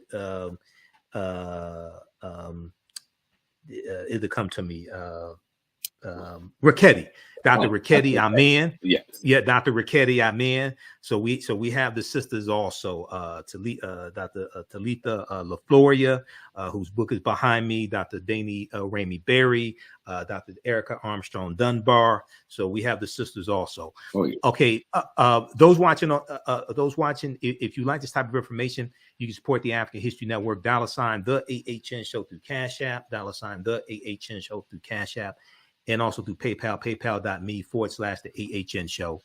This helps us keep doing the research, stay on the air, keep broadcasting, and visit our website, theafricanhistorynetwork.com, theafricanhistorynetwork.com. We have the information there, and my online classes. You can support us there also. How can people support you, Professor Small? Well, always $ Cash App, Dr. James Small. Okay, I'm going to put that up here also. Yeah, but you're going to say something. Go ahead. Yeah, Sister Nubia, and how you doing, my beautiful sister, who's a heck of a historian. Yes, Palms archaeologist, doing research in Sudan, but the rest of us are even scared to go. You know, and she said it is correct that only 4% of Africans across the continent were involved in the slave trade, versus 96% Arab and European. And people need to know that. So if you think that 4% is big, just look at what percentage of the Black community sell drugs in the Black community, right? To you every day. That's worse than any kind of slave trade. So yes, you will have people who are weak. Yes, you will have people who will fall. But let's not talk about the weak. Let's talk about the strong. And what this movie shows is what a strong African woman looked like. Ms. Viola, girl, every step you took in this movie made the earth shake. Okay? And the young lady, who's the young lady that played her daughter? Mbedu Thesu, I think is her name. She's from South Africa. She's from South Africa. Yes. She was brilliant. And the sister who played her big sister who died and saving her life, she was brilliant with the way she brought this sisterhood concept, motherhood concept of adopting the orphan, bringing you into the family, taking care of you now. That piece that I grew up in on the plantation in South Carolina, that Africa, which so many of us grew up in Mississippi and Alabama and Arkansas and Louisiana and Texas. Let's stop forgetting, because we brought Africa right here with us and we behaved in a certain way. What made you think we behaved any differently at home? Right, exactly. It was Thusu Mbedu. She played Nawi. Viola Davis's daughter. Give us your Cash App again so I can put it up here, Professor Small. What's your Cash App again? $ Dr. James Small. Okay, Dr. James Small. Uh-huh. Okay, we'll put that up here so you all can support Professor Small also. Okay, I want to go to I want to play a little excerpt of this interview. Viola Davis was on Good Morning America on September 13th, 2022, and let's go to this clip here. It's a movement. This is so much more than just a movie, and you even talked about it being so important to you, and just that zenith for you. That sort of magnum opus, I call it. Yeah. I think the same reaction that you have as an audience is the reason why I did the movie. First of all, it is a movie that's led by women. And it's a movie that's led by Black women. And it's a movie that's led by dark-skinned Black women. There is no white savior, you know, and it's women who are warriors, tapping into not only their physical strength, but also when you see the movie, they're humanized. And so, when have you seen that? I remember someone online said, I'm tired of seeing dark-skinned Black women as just strong and fighting and masculine. And I was like, when have you ever seen that? We do now. And what a cast you've put together to tell this story. Absolutely. Tuso Bedu, Lashana Lynch, Sheila Etim, you know, Adrian Warren, who was in Tina Turner, you know, as well as Sia, Shioma, Jamie Lawson, women who are beyond brilliant, but also, I mean, women who are playing roles of Agojie warriors that literally, it could have been an action film. But when they walked in, you see people, you see humans. And I think that's what shifts. You bring out the best in people because the critics are saying this cast, everyone in every single role, the best. Yes, absolutely. And, you know, here's the thing. You know, as a woman, you're taught that being a girl and being feminine is not about tapping into your physical strength. It's about being demure, speaking in a high voice, being polite all the time. Whereas the challenge of, the reason why I loved it so much is my body served me.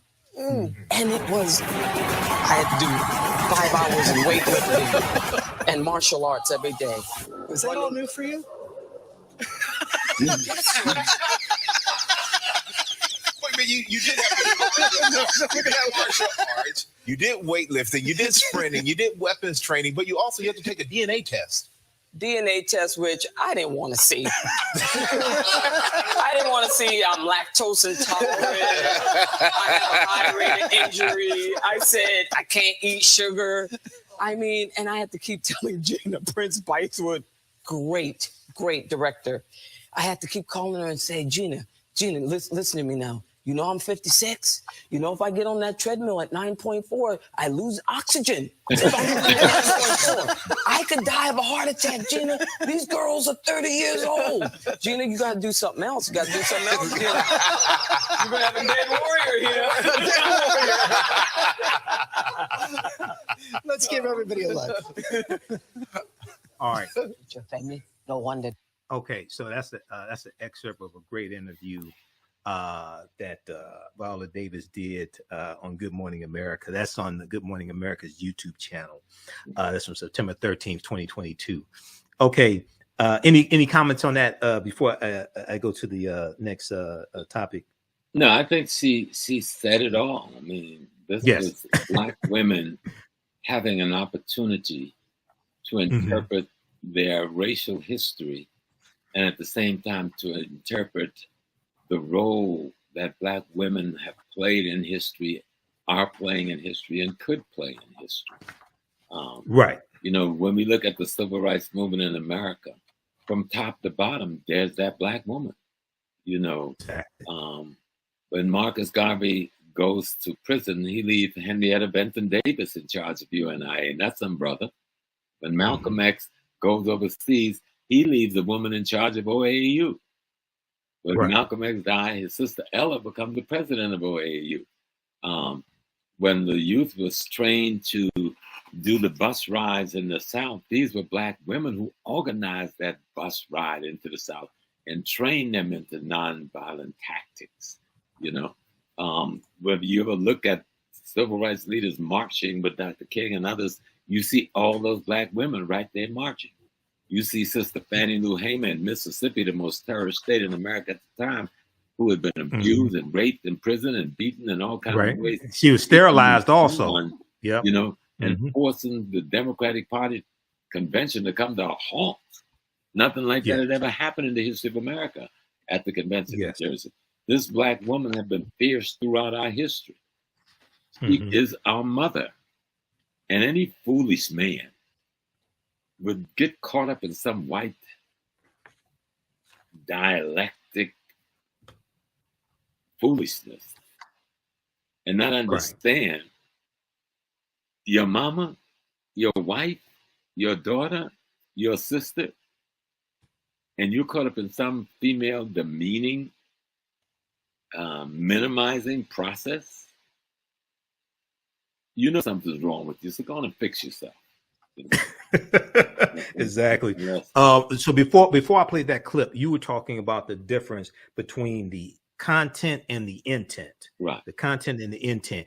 Talk about that, because we discussed that earlier today, and you're talking about the two white female writers, Maria Bello and the other one, their intent, and then what Viola Davis and her husband Julius Tennant were able to do. Talk about that, please. Right. Having worked on the film, I've seen some of the best writers who are well-meaning people who have done good research, and they're trying to write a Black story, but they don't come from our culture.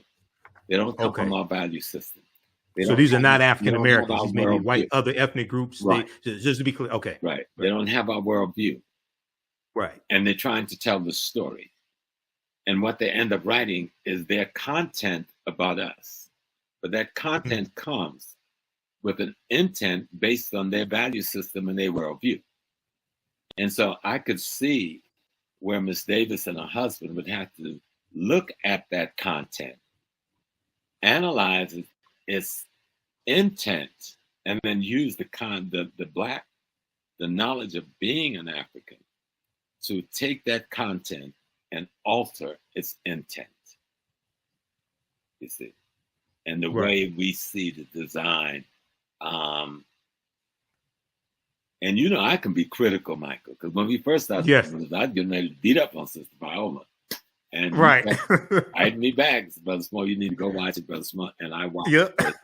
And I told Professor Kaba the same thing. Professor Kaba Hiawatha the Kamene, I told him the same thing. The work, and I know what they had to go through to accomplish the work.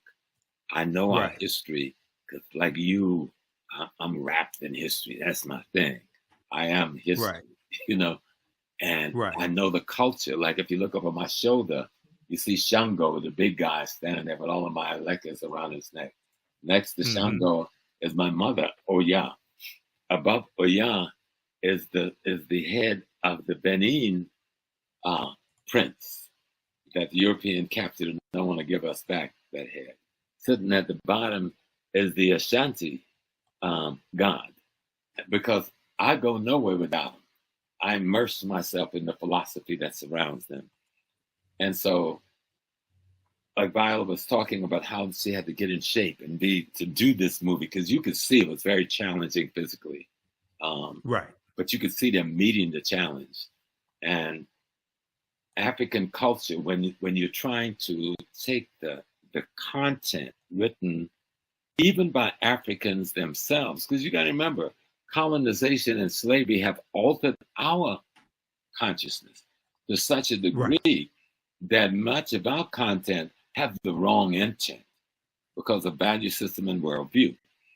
And if you want to bring a message to really talk about taking content and creating an intent that will bring a message that will show, even in fiction, the possibility of what the history of a people could have been and should have been, they had a job cut out for them, and they met the challenge.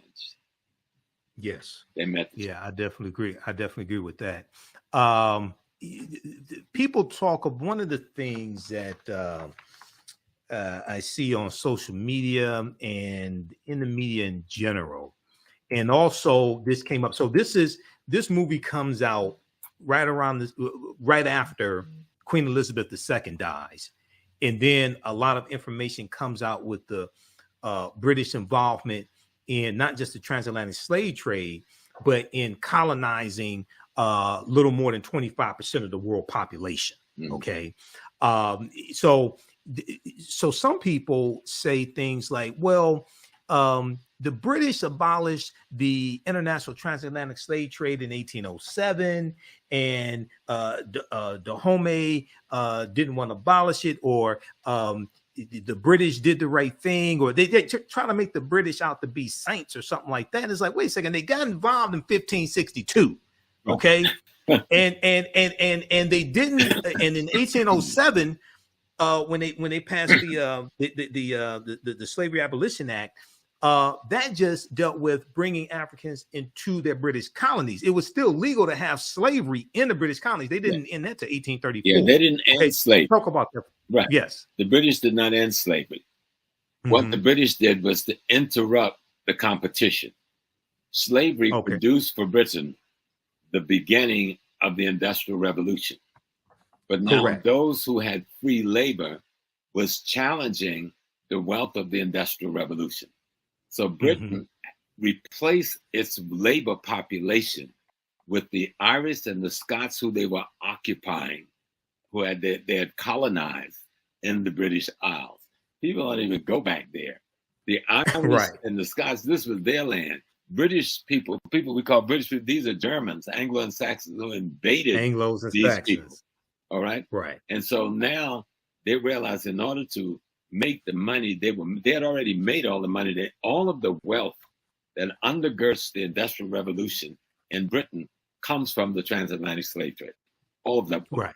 They had no wealth before that of any significance. Okay. Right. And so now they had that wealth. They wanted to move in another direction in terms of wealth building and wealth creation. But that was being challenged by these other states who was getting the wealth from slavery, from the slave trade. So France, who was the competition, Denmark, who was the competition, Spain, a competition, Portugal and Germany. Britain had to find a way to minimize their ability to use wealth from the transatlantic slave trade to challenge British hegemony over the burgeoning Industrial Revolution. Do y'all hear what I'm saying? Yes. You get it? Okay? Yes. So they trade chattel slavery for wage slavery on the Irish and Scots.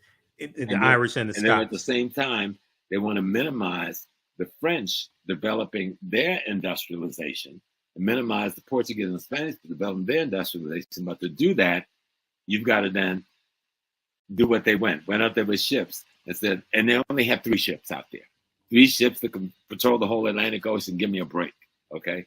So they went out there with ships and said, we're going to block you from trading, making money off the slave trade, because that's going to make you wealthy enough to compete with us in this new industrial direction we're going in. And we're going to say we're doing something for humanity. But at the meantime, they still got people enslaved, not just in Britain itself, but in all the British colonies around the world. Well, now we're going to take it a step further, and then I want to just show briefly some information dealing with the Industrial Revolution, because I do a whole presentation dealing with the African American origins or African American roots of Labor Day history, and this goes back into the origins of the Industrial Revolution, starting in the 1790s in Manchester, England, and a lot of the cotton that was being produced at that time was produced by African slave labor. So when we look at it, people can read this article here. I'm not going to go through the whole thing, but read this article. It's a fact check. It's from USA Today. I've talked about it before in the African History Network show. This deals with United Kingdom finished paying off debts to slave-owning families in 2015, which they did. They had to take out a loan to pay. Now, what happened was when they abolished, finally abolished slavery in 1834 in their colonies, Britain pays 46,000 British slave owners. They paid them reparations. It's about 19 million pounds. I don't know what that translates to in dollars. It was about 19 million pounds. Okay. And then they take out a loan to pay them. They just finished really paying off that loan and the interest, things like that in 2015. But this section here in the article, in total, about 3.5 million African people were transported to British colonies across the Americas and Caribbean, though only 2.75 million survived the harrowing Middle Passage in the confines of slave ships across the ocean. So you would think the way a lot of this stuff is floating around, Professor Small, you would think it was Dahomey that sold 3.1 million Africans. Right. The British get left off the hook. They get let off the hook. Mm-hmm.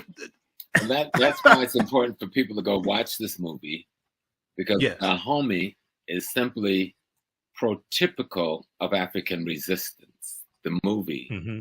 This could have happened anywhere in Africa because it did happen everywhere in Africa. Right. Let me say it again.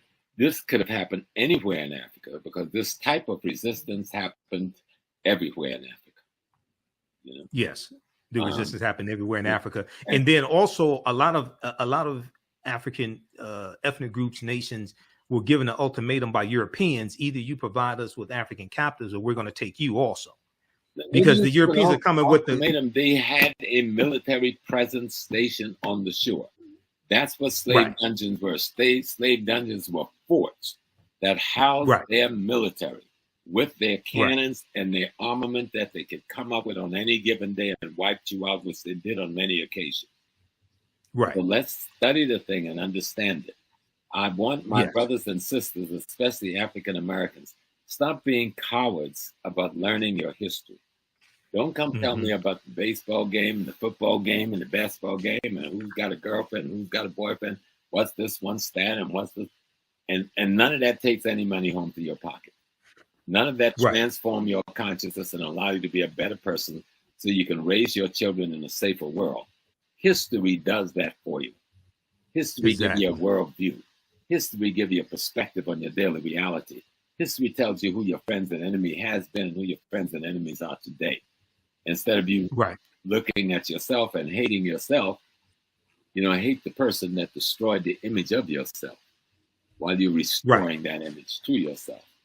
And this takes study, but you don't have to study hard. I've got at least 100 tapes on YouTube. Just go listen to Brother Small. Ain't gonna cost you nothing. You know what I'm saying? Go to Michael Imhotep's education channel. Tune into his classes. Tune into Baba Kaba's classes. Tune into Dr. Ma'at. See what blow you away. And you'll realize that people say, well, where do I go to get the history? Just turn on your computer. You don't have to turn on your computer. Turn on your cell phone. All of us is all over your cell phone. Okay. Well, this is one of the reasons why I created the African History Network in 2010 to provide that information. Absolutely. Very quickly here, and then we're going to wrap up. And I want you to let people know. I want you to give people your website and tell people about your courses coming up, anything like that as well. But very quickly, we talked about the Industrial Revolution. Now, this comes from the BBC. This is part of my presentation that I do dealing with the origins of the Labor Day holiday. This is from bbc.co.uk, and they have a lot of documentation on all this, the BBC. Slave trade and the British economy. British profits were made from exporting manufacturing goods to Africa and importing products of enslaved labor, such as sugar. Ports such as Glasgow, Bristol, and Liverpool, England, where the Beatles were from, and Liverpool prospered as a result of the slave trade. So they go through and they have all these charts and things like this, but there's a portion here dealing with cotton that I just want to focus in on, and I want to see if I can get to this. Okay, they talk about this. I can't. Let me see which page is this on. They have these slides here. Which one is this? Okay, this is 3. The role of the trade in navigation. And okay, this deals with manufacturing. So this one right here shows economic growth and the Industrial Revolution. Many historians describe the Industrial Revolution as a process rather than as an event. The part that exports played can be shown as a virtuous circle. So exports grow, industry grows, business owners invest and look for better machines. Machines get better, products get cheaper, exports grow. You have this cycle. They were trying to corner the market when they did this thing of blockading the slave trade. Because they were trying to corner the market and the Industrial Revolution development and did not want the competition from the French, the Germans, Spanish, and the others. But you can't do that unless you take away how they're making their money. You understand? They don't abolish slavery now. They said they're abolishing the slave trade. So they're interdicting these ships. But that is to knock the competition out of the game. And in the meantime, they take the African knowledge of how to make steel and become the premier steel makers in the world, right? And so the guy who founds Chase Bank, right, gets trained by the House of Rothschild, sent deliberately over to England because America was using the steel from Britain to build the railroads, to bring the cotton to the market, to feed the British cotton industry, textile industry. And so this about, and then so what they began to do in America was, instead of, even though they were still bringing us in on ships and beating the blockade, they began to breed us over here. Right. Instead of after 1807, because the U.S. March 2nd, 1807, the U.S. Congress passes a bill to abolish the international transatlantic slave trade. The U.S. involved, but not abolish that goes slavery. into effect. No, I understand. Right. Trust me, I understand. That goes into effect January 1st, 1808. Yes. Okay. That's based upon Article 1, Section 9, Clause 1 of the U.S. Constitution that stipulated the earliest that the international transatlantic slave trade could be abolished was 1808. That means bringing Africans into this country to enslave them. So all the now here's the thing. They kept doing that is to knock out because America and Britain are partners in this. So they want to knock out the competition, the French, the Portuguese, the Spanish, the Brandenburgs, the Dutch. And by cutting that off from them, they're cutting off the supply. Right. They're cutting off the supply. And in America, where they had a large enough piece of territory and a large enough Black population, they could go into the breeding process. And that's what they did. Right. And what it did was it also increased the value of the African slaves that are already here, because you're cutting off the supply as well. Now, the other thing is, even though it was illegal after January 1st, 1808, they kept bringing Africans in. Right until the 1860s. Right up to the when the Clotilda comes in, So all the Africans, the one we know about, That's the last known slave ship we know about. And that was because of a bet. Timothy Mayer was the white wealthy businessman who made a bet that he can smuggle Africans into the country. But one of the points I want to make, all the Africans that were brought to this country from January 1st, 1808 through July of 1860, when the Clotilda comes in, all that was illegal based upon federal law. Right. Okay. So that helps to lay a legal foundation, not a moral foundation, but a legal foundation for reparations, because Europeans violated federal law. Also, there was a tax up to $10 paid for each African that was smuggled, that was brought to the country illegally as well. That's stipulated in the Constitution. Okay. Article 1, Section 9, Clause 1.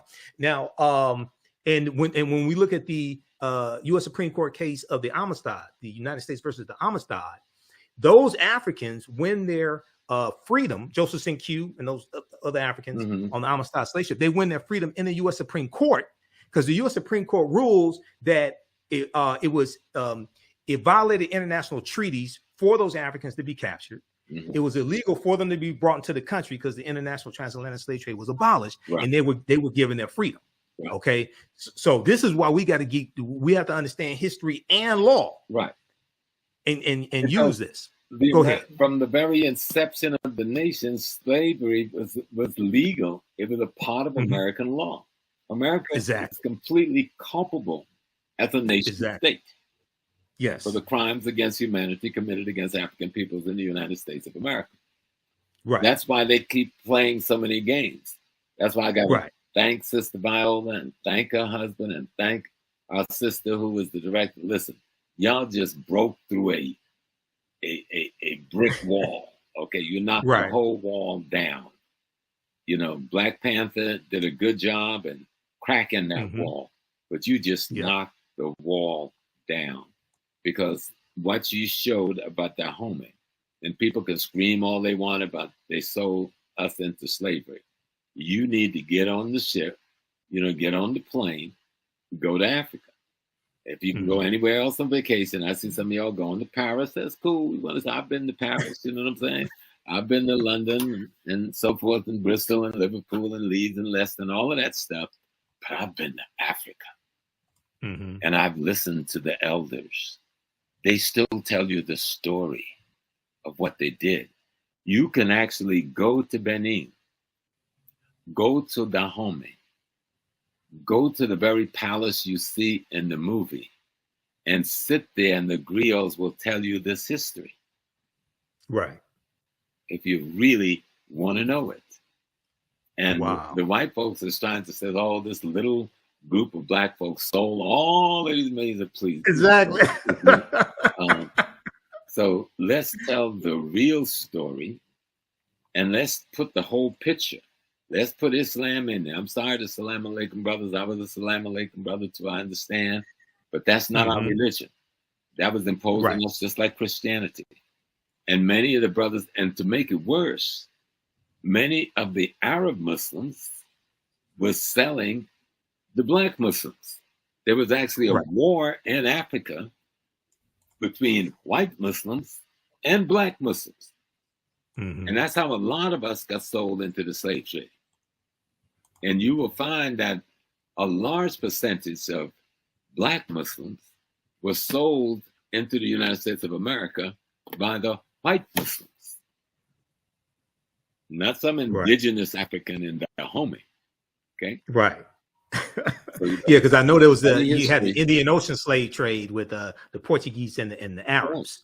I'm talking about, there's a whole concept dealing with the jihads of the 1700s and the 1800s, with the raiding down. Once the Ottoman Turks crush the Fatimite dynasty at the end of the 9th century and takes over Islam worldwide, the Ottoman went to war against Africa.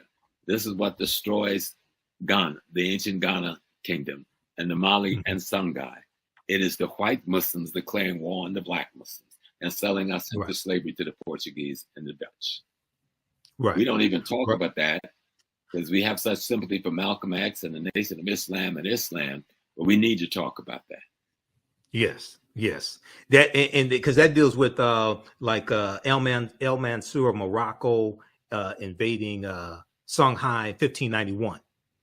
That right there. And one of the things, and Dr. Jose Pimenta Bay talks about this in like the book Golden Age of the Moors, a fantastic book edited by Dr. Ivan Van Sertima. But Dr. Jose Pimenta Bay, who has an essay in that book, along with Renoko Rashidi. That's the beginning of it. The jihads of the 1800s, and is where you really see the explosion of this. With coming down through Nigeria, Cameroon, Ghana.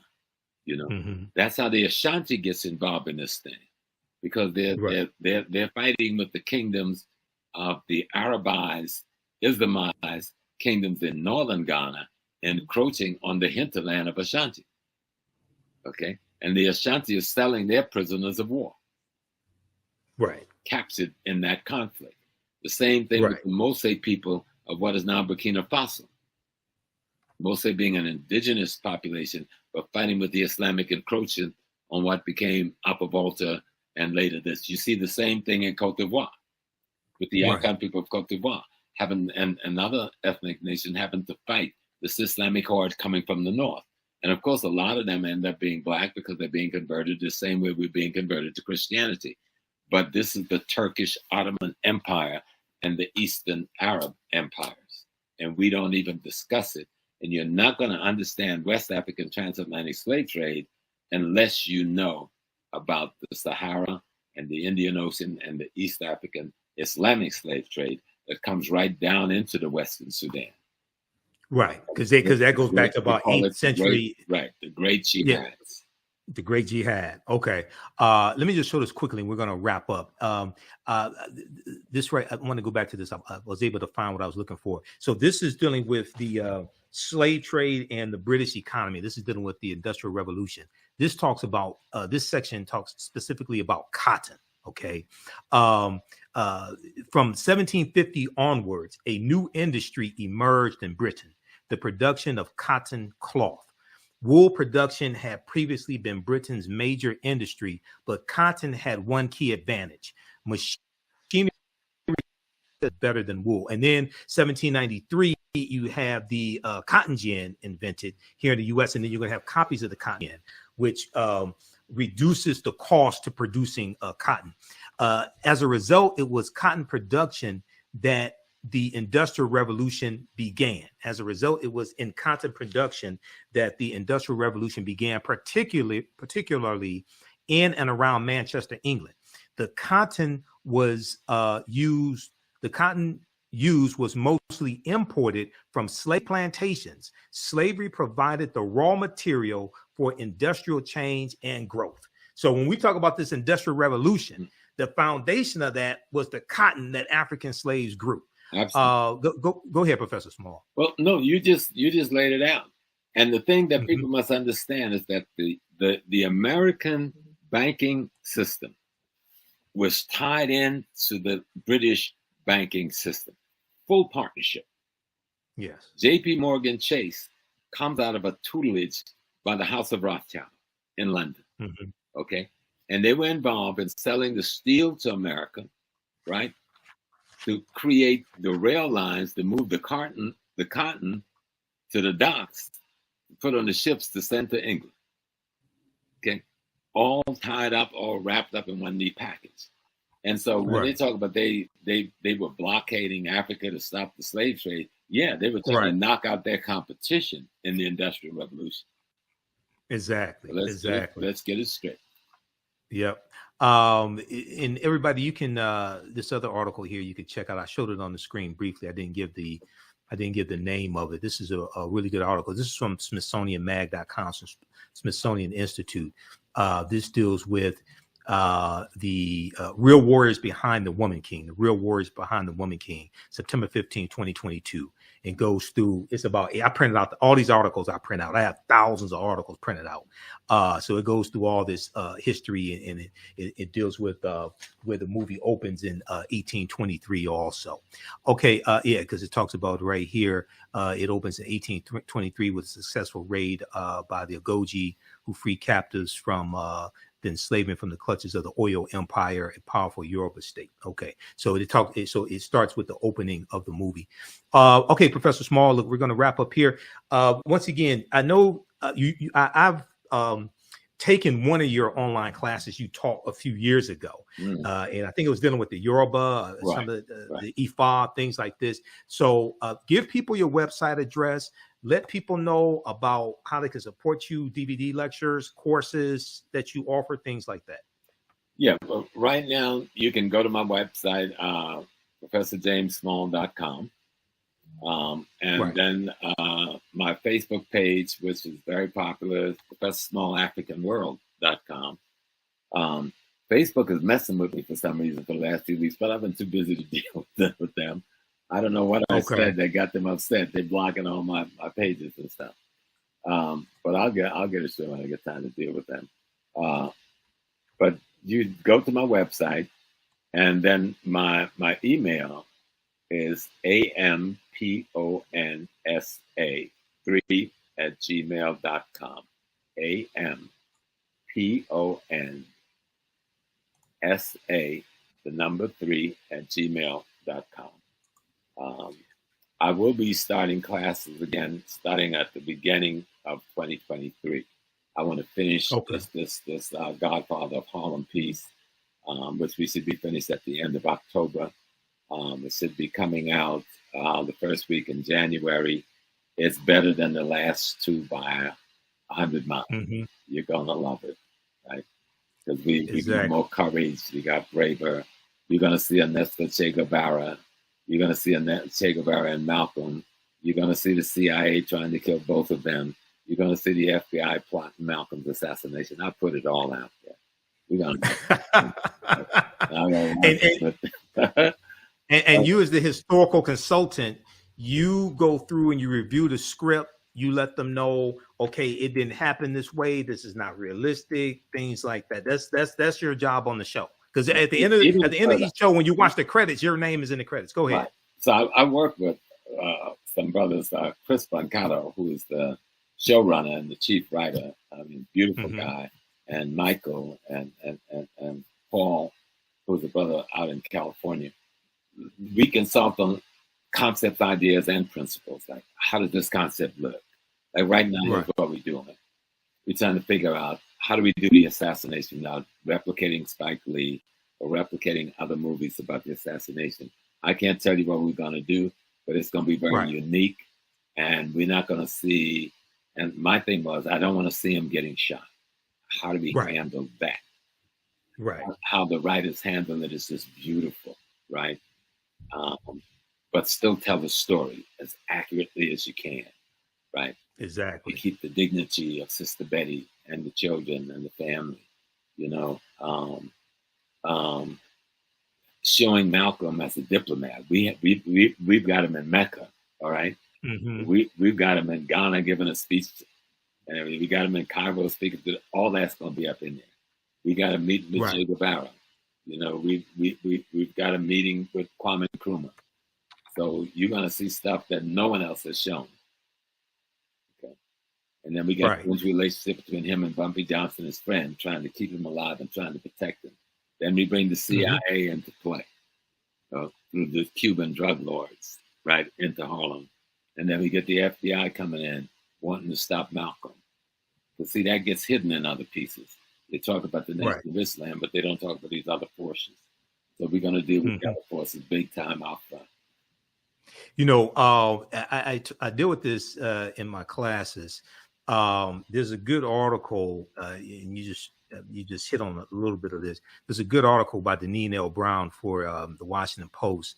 It deals with the day Dr. King met Malcolm X, March 26, 1964, at the U.S. Senate debate for the Civil Rights Act. Martin Luther King Jr. met Malcolm X just once. The photo still haunts us with what was lost. But what I want to hit on very quick. We got him down in Selma. In the movie, we got him doing the speech in Selma.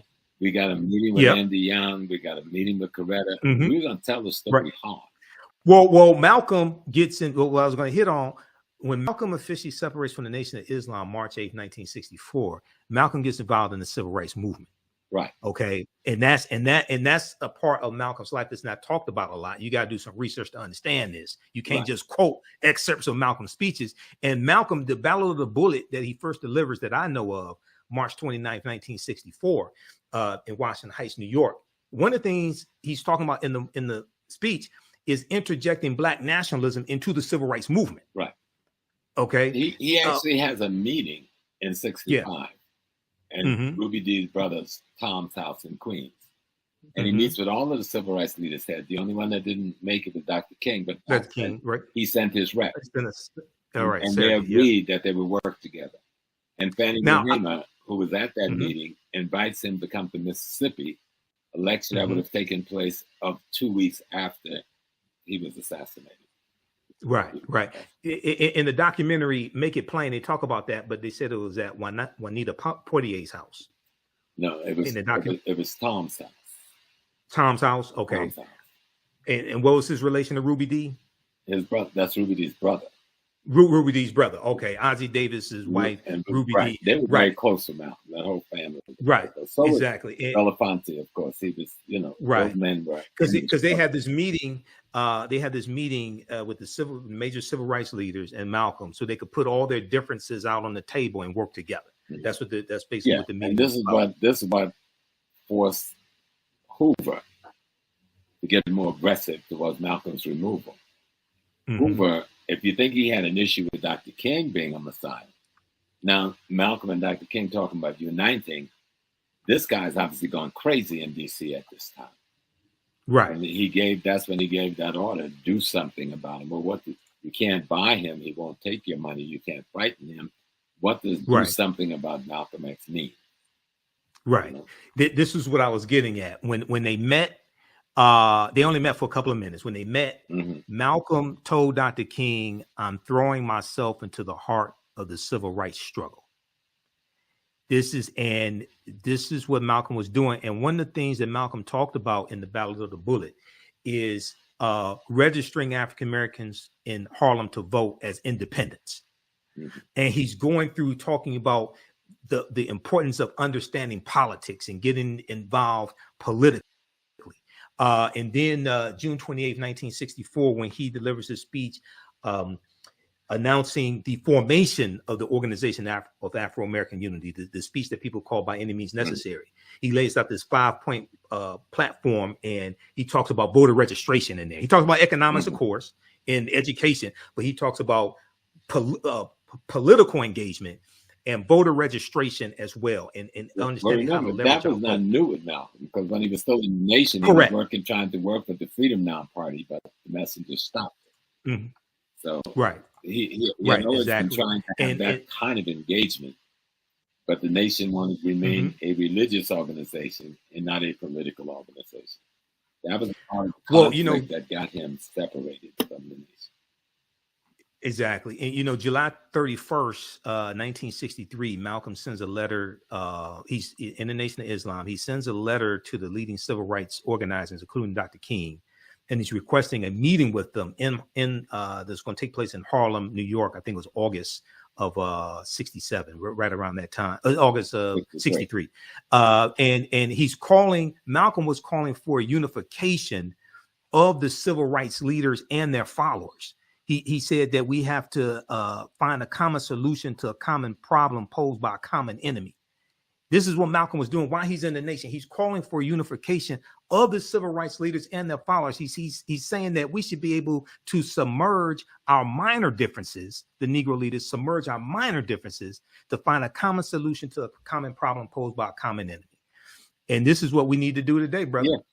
And so when you read that, I wish you'd send me that article. I'd like to take it to the I'll send it to you. I've got thousands of articles, Professor Small. Seriously, I'll send it to you. Right around those issues right now. And see, when you see that, then you understand why the split with the nation. You see the hand of COINTELPRO. Right. Okay. Right. COINTELPRO is well at work in the nation at this time. And the one thing they want to do is destroy the partnership between Elijah Muhammad and Malcolm X. And they were able to effectively do that in November 63. And once they got him out, they went to work to make sure they could never get back together. And then as Malcolm slides, as he does, to move in partner with Dr. King, they killed him. Yep. Exactly. Well, look, brother, it's been fantastic. People have learned so much. Everybody support Professor James Small and support the African History Network again. Here's his website, ProfessorJamesSmall.com, ProfessorJamesSmall.com. And then his Cash App also is $ Dr. James Small, $, Dr. James Small.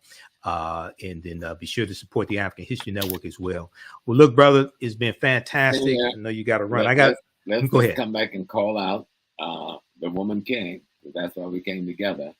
And people should go and watch it. It's an extraordinary document.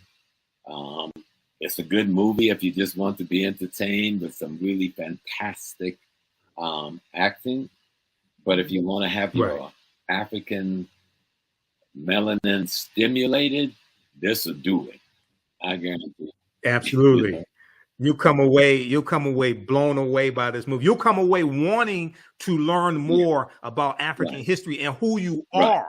That's what happened with Malik. That's so powerful. I'm going to do my DNA sometime soon. I'm going to use African ancestry. Yeah, I did African ancestry. I did my mitochondria, which is my grandma, and that's 100% Sierra Leone. But I knew my great grandma who came from West Africa, and I knew my great grandpa, my great grandpa who came from East Africa on my grandma's side. She was the root woman, the Yoruba priestess, the Dada, and the plantation I grew up on. So it's just so much of it is like, wow. I mean, like I said, I don't cry in movies. These people had me crying. I mean, the tears. Right. Me too. I shed some tears at the end too. It was like I almost lost my breath a couple of times, and stunning the way they did the essays and solved, the conflict resolutions they brought about with the situations that was clear, the problems, how they solved the problems. Let me explain to you what I'm saying. When you're making a movie, you create problems, you create contradictions, and the movie is about how do you bring resolution to the contradictions, right? They just do a fantastic job of it. You know? And, exactly. And Miss Davis is just, when you see her, she is the woman king. When you see her, she is the warrior general leader. No doubt about it. Naniska. Yep. And Naniska was a real Agojie, but she wasn't a general. Right. So I listened to an interview. I've listened to a number of interviews that Gina Prince-Bythewood, the director, has done, as well as Viola Davis. And Gina Prince-Bythewood said that the character of Naniska was an amalgamation. Yeah. Well, it's a combination of different Agojie. Heroine and heroes, when you dealing with fictionalized history, it is an amalgamation of multiple characters. Right. And that's how you make it work. And they made it work because, like I said, this could have happened anywhere in Africa, and it did happen in multiple places in Africa. And so if you want something to, and people are upset and saying, oh, this is fiction, then go study the history and tell me the story. Study the real history. Yep. That's why we're doing this show, that deal with the real history, because what happens is movies that have a historical foundation, but a lot of fiction in them, it causes people to want to know more about the real history. That's why I'm doing this show. That's why I contacted Professor Small. I contacted Sylvian Diop, who wrote Fighting the Slave Trade. I'm trying to get in touch with her. I talked to Dr. Talitha LaFloria, who wrote, who's the author of this book here. We've had her on the show before. Chained in Silence, Black Women and Convict Labor in the New South. Dr. Talitha LaFloria. We've had her here on the African History Network show before. Yeah. And she had not seen the movie yet. She wants to see it. So I'm going to try to get her on. We're going to try to get some sister scholars on also as well. No, this okay, brother. Look, go ahead. Good work to the whole crew. Yeah. And what they've done is raise the bar in terms of the kind of pieces that will now be presented to the Black community about our history.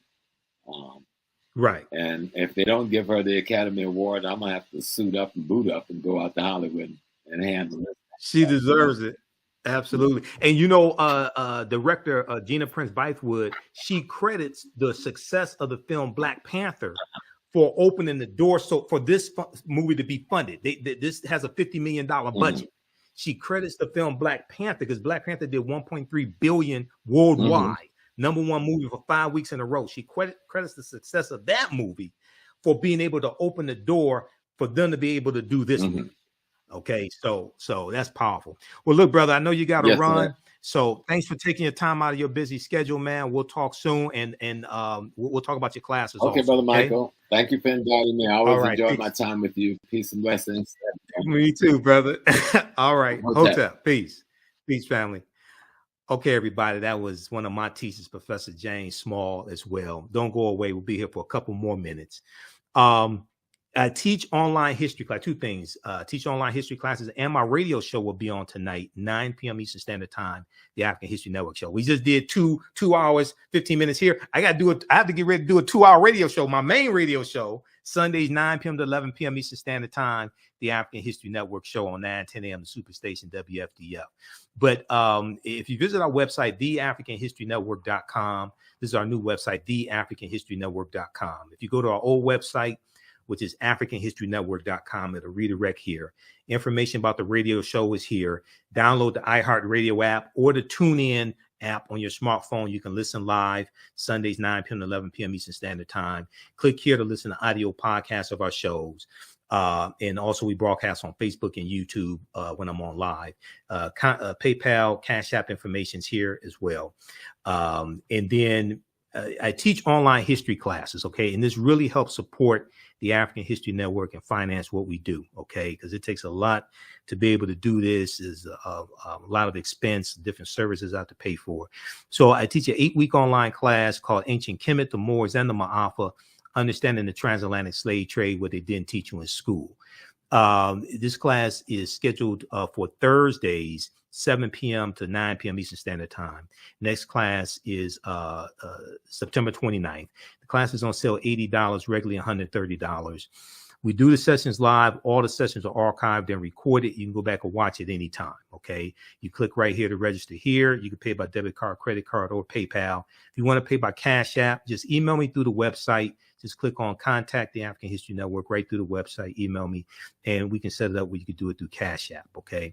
Because sometimes people just send me money through Cash App, and I don't know what it's for. If you send... you could send it through Cash App. I need your email address to enroll you in the class. So yeah, just email me because I want to keep the money straight. Just email me if you want to do it through Cash App, okay? But we deal with thousands of years of history and what leads up to the transatlantic slave trade. We go through this history chronologically as much as possible. I do a PowerPoint presentation. We have book references, articles, video clips. Some of the slides that I showed when we were speaking with Professor Small come from the class. The second class that I teach, we do this on Tuesdays, normally Tuesdays. I did a session today before. So I did an hour of this class today. Then we did Professor Small, or did the interview with him for 2 hours. Then I have to do a 2-hour radio show today, also this evening. From the Civil War to the Civil Rights Movement and Black Power, 1865 to 1968. And this is on sale, $80, regular $130 also. Click here to register here. Takes you to the next page and just click on enroll. You can watch from around the world. This one here, we deal with history starting in 1803 with the Louisiana Purchase and the Haitian Revolution. And we go throughout history chronologically to understand what happened, what leads to the Civil War taking place, what happened to us after slavery ended, what were the laws and policies put in place to put us in the predicament that we're in now, to better understand where we need to go from here. Okay, so that is from the Civil War. The second class is from the Civil War to the Civil Rights Movement and Black Power, 1865 to 1968. I created both of these classes. I created the curriculum. Professor Small is one of my teachers. I've been studying history 30 years. This is a book. There are 2 binders of articles, information that I use to teach the class. This is one of those binders. So today we dealt with one of the things we started talking about was the Texas Revolution in 1836. Okay, so this is one of the articles from the class, the Texas Revolution, 1836. Next class, we're going to get into the Mexican-American War, 1846, 1848. Texas becoming a state in the Union, 1845. We also talked about Vicente Guerrero today, who became the first president of African descent of Mexico in 1829, and he abolished slavery in 1829. Okay, so we talked about him as well in the class, and we talked about the Missouri Compromise of 1820, which is one of the things that leads to this Civil War taking place, and it was something that was designed to avoid a civil war also. The Missouri Compromise of 1820. We'll talk about things like the Compromise of 1850 as well, which consisted of 5 bills. And the Compromise of 1850 was designed to organize the land that the U.S. gets from Mexico through what's known as the Treaty of Guadalupe Hidalgo. It's the Treaty of Guadalupe Hidalgo that ends the Mexican-American War in 1848. And the U.S. gets California, Arizona, New Mexico, Colorado, Utah, and Nevada from Mexico as a result of the Treaty of Guadalupe Hidalgo. They pay about $15 million for that. Mexico loses 1/3 of their territory. And then the Compromise of 1850 organizes that land that the U.S. gets from Mexico. But the 5th bill consists of 5 bills. The 5th bill was the Fugitive Slave Act of 1850, which intensifies the abolitionist movement, makes it more dangerous for runaway slaves to stay in the North. More of them are going to go into Canada. So this is a fantastic class. And we go through, we look at what leads to the Civil War taking place. We look at the Reconstruction era, 1865, 1877, Jim Crow era, World War I, World War II, Great Migration, 1915 and 1970, Civil Rights Movement, Black Power Movement. Okay, we have a bundle pack when you can register for both classes at a discount. You get both classes for $130. That's an over $300 value because there's going to be bonus lectures that you get from me in digital format that we're uploading also. So right here, we have the bundle pack of courses. You can click right here to register here for it. And if you've taken any of my online classes in the past, email me at TheAHNShow@TheAfricanHistoryNetwork.com, or just email me right through the website. Click on Contact the African History Network. TheAHNShow@TheAfricanHistoryNetwork.com, and you'll get a 50% discount on the bundle pack if you are a returning student. And I've been teaching these online classes going back to 2017. I created the course Ancient Kemet, the Moors, and the Ma'afa, Understanding the Transatlantic Slave Trade. There's a big binder that I use for that also that has a lot of the information in it. And this one here, with Civil War, Civil Rights Movement, and Black Power, I started teaching that, I think it was October 2021. Okay. All right. And we'll be on live tonight, the African History Network show. Thanks so much for joining us. Follow the African History Network, the AHN show. The African History Network on Facebook, Michael Imhotep on YouTube. You can support us through Cash App and PayPal. Some people don't get the notifications on Facebook, so check our fan page regularly. We appreciate this. Oh, also those 2 classes, you can use that information with your children. I forgot to tell you that. The classes, I would say, are PG-13. They're not overly graphic. I don't do a lot of cursing, things like that. Okay, so you can use that information with your children. You can watch from around the world also. Okay, and even after the course is over with, you still have full access to the class. So a year from now, 2 years from now, you can go back and watch the entire course. It doesn't expire. Your access to the class does not expire because the course is over with. All right. Okay, look, I got to get ready to do this 2-hour radio show. It's been a busy week, and I have a new work schedule and trying to get used to all that. So I talked to Professor Small. I said, look, let's do this. We'll do it today, and then I'll do my radio show tonight. We'll play excerpts of this interview on my show tonight. Okay. All right. Remember, right knowledge corrects wrong behavior. It's not over till we win. Wakanda forever. Thanks for tuning in. Greetings. Welcome to the 2022 Black Solidarity Cooperative Conference hosted by Repair Nations. We're looking to bring an all virtual conference to you this year with different cooperative action happening around the African diaspora. This is a theme conference, and the theme is I versus we, how to repair a nation. Around the theme, we're looking to offer an education around travel around the African diaspora, how to fund your cooperative, and also how to get into a collective versus an individual mindset of working together. This conference will be hosted on Saturday, October the 8th from 10 a.m. to 4 p.m. And we're looking for a $5 to $20 suggested donation, but no donation is required to come in. Please come out and support us on this day as we bring together different cooperatives and collectives with education. And we hope to see you at the 2022 Cooperative Solidarity Conference with Repair Nations. Hello, African History Network family.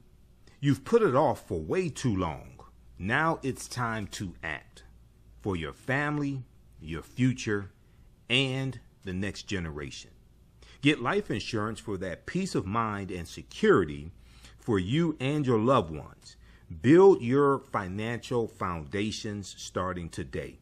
Your independent agent at Fortified Trust Life Brokers, with over a dozen strong A-rated life insurance companies to offer you the life protection you need when it comes to final expense, term life, whole life, mortgage protection, annuities, and more. They are currently licensed in Alabama, Georgia, and South Carolina. Don't let a pre-existing health condition hinder you from getting life insurance. You can get the affordable coverage you need today. Life insurance is only the beginning. Email them at Fortified Trust Life for a free fact sheet explaining the 5 basic building blocks for a strong financial foundation. It's their gift to you to help you fortify your future. Email them at fortifytl828@yahoo.com or call them at 706-339-5096 and leave a message. Fortify your future today.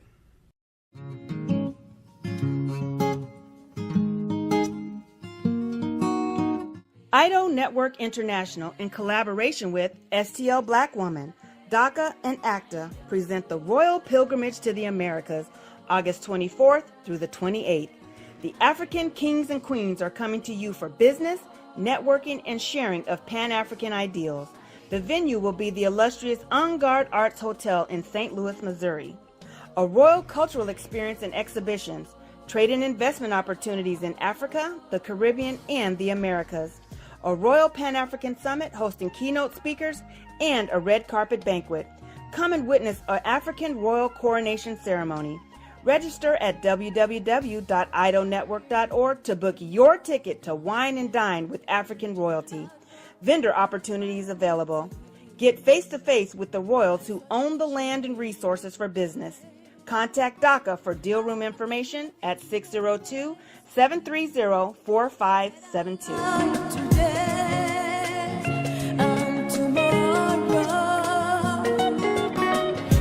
The work that I do is larger than the fashion industry. It's larger than the art world. And I believe that I was born to bring newness into this world. I'm Kaima McIntyre. I'm 24 years old and I'm an artist. I create everything from paintings to jewelry design, metaphysical jewelry to be specific, and fashion design. The only reason why my prom dress went viral is because people needed it. Within a few days of going viral, Notori Naughton reached out to me and she's like, I saw your dress, can you make me a dress? I was equally as shocked to be asked by a celebrity to design their dress at the age of 17. That's just one person, and the list just continues to go on, to Janet Jackson, to Tyra Banks. It really hits home. That means that the discussion is happening on the grounds in real time. iRedify is a Black-owned digital platform that showcases Black and Brown cultures and people. The books on the platform are written by African American authors, Afro-Caribbean authors, African authors, and so much more.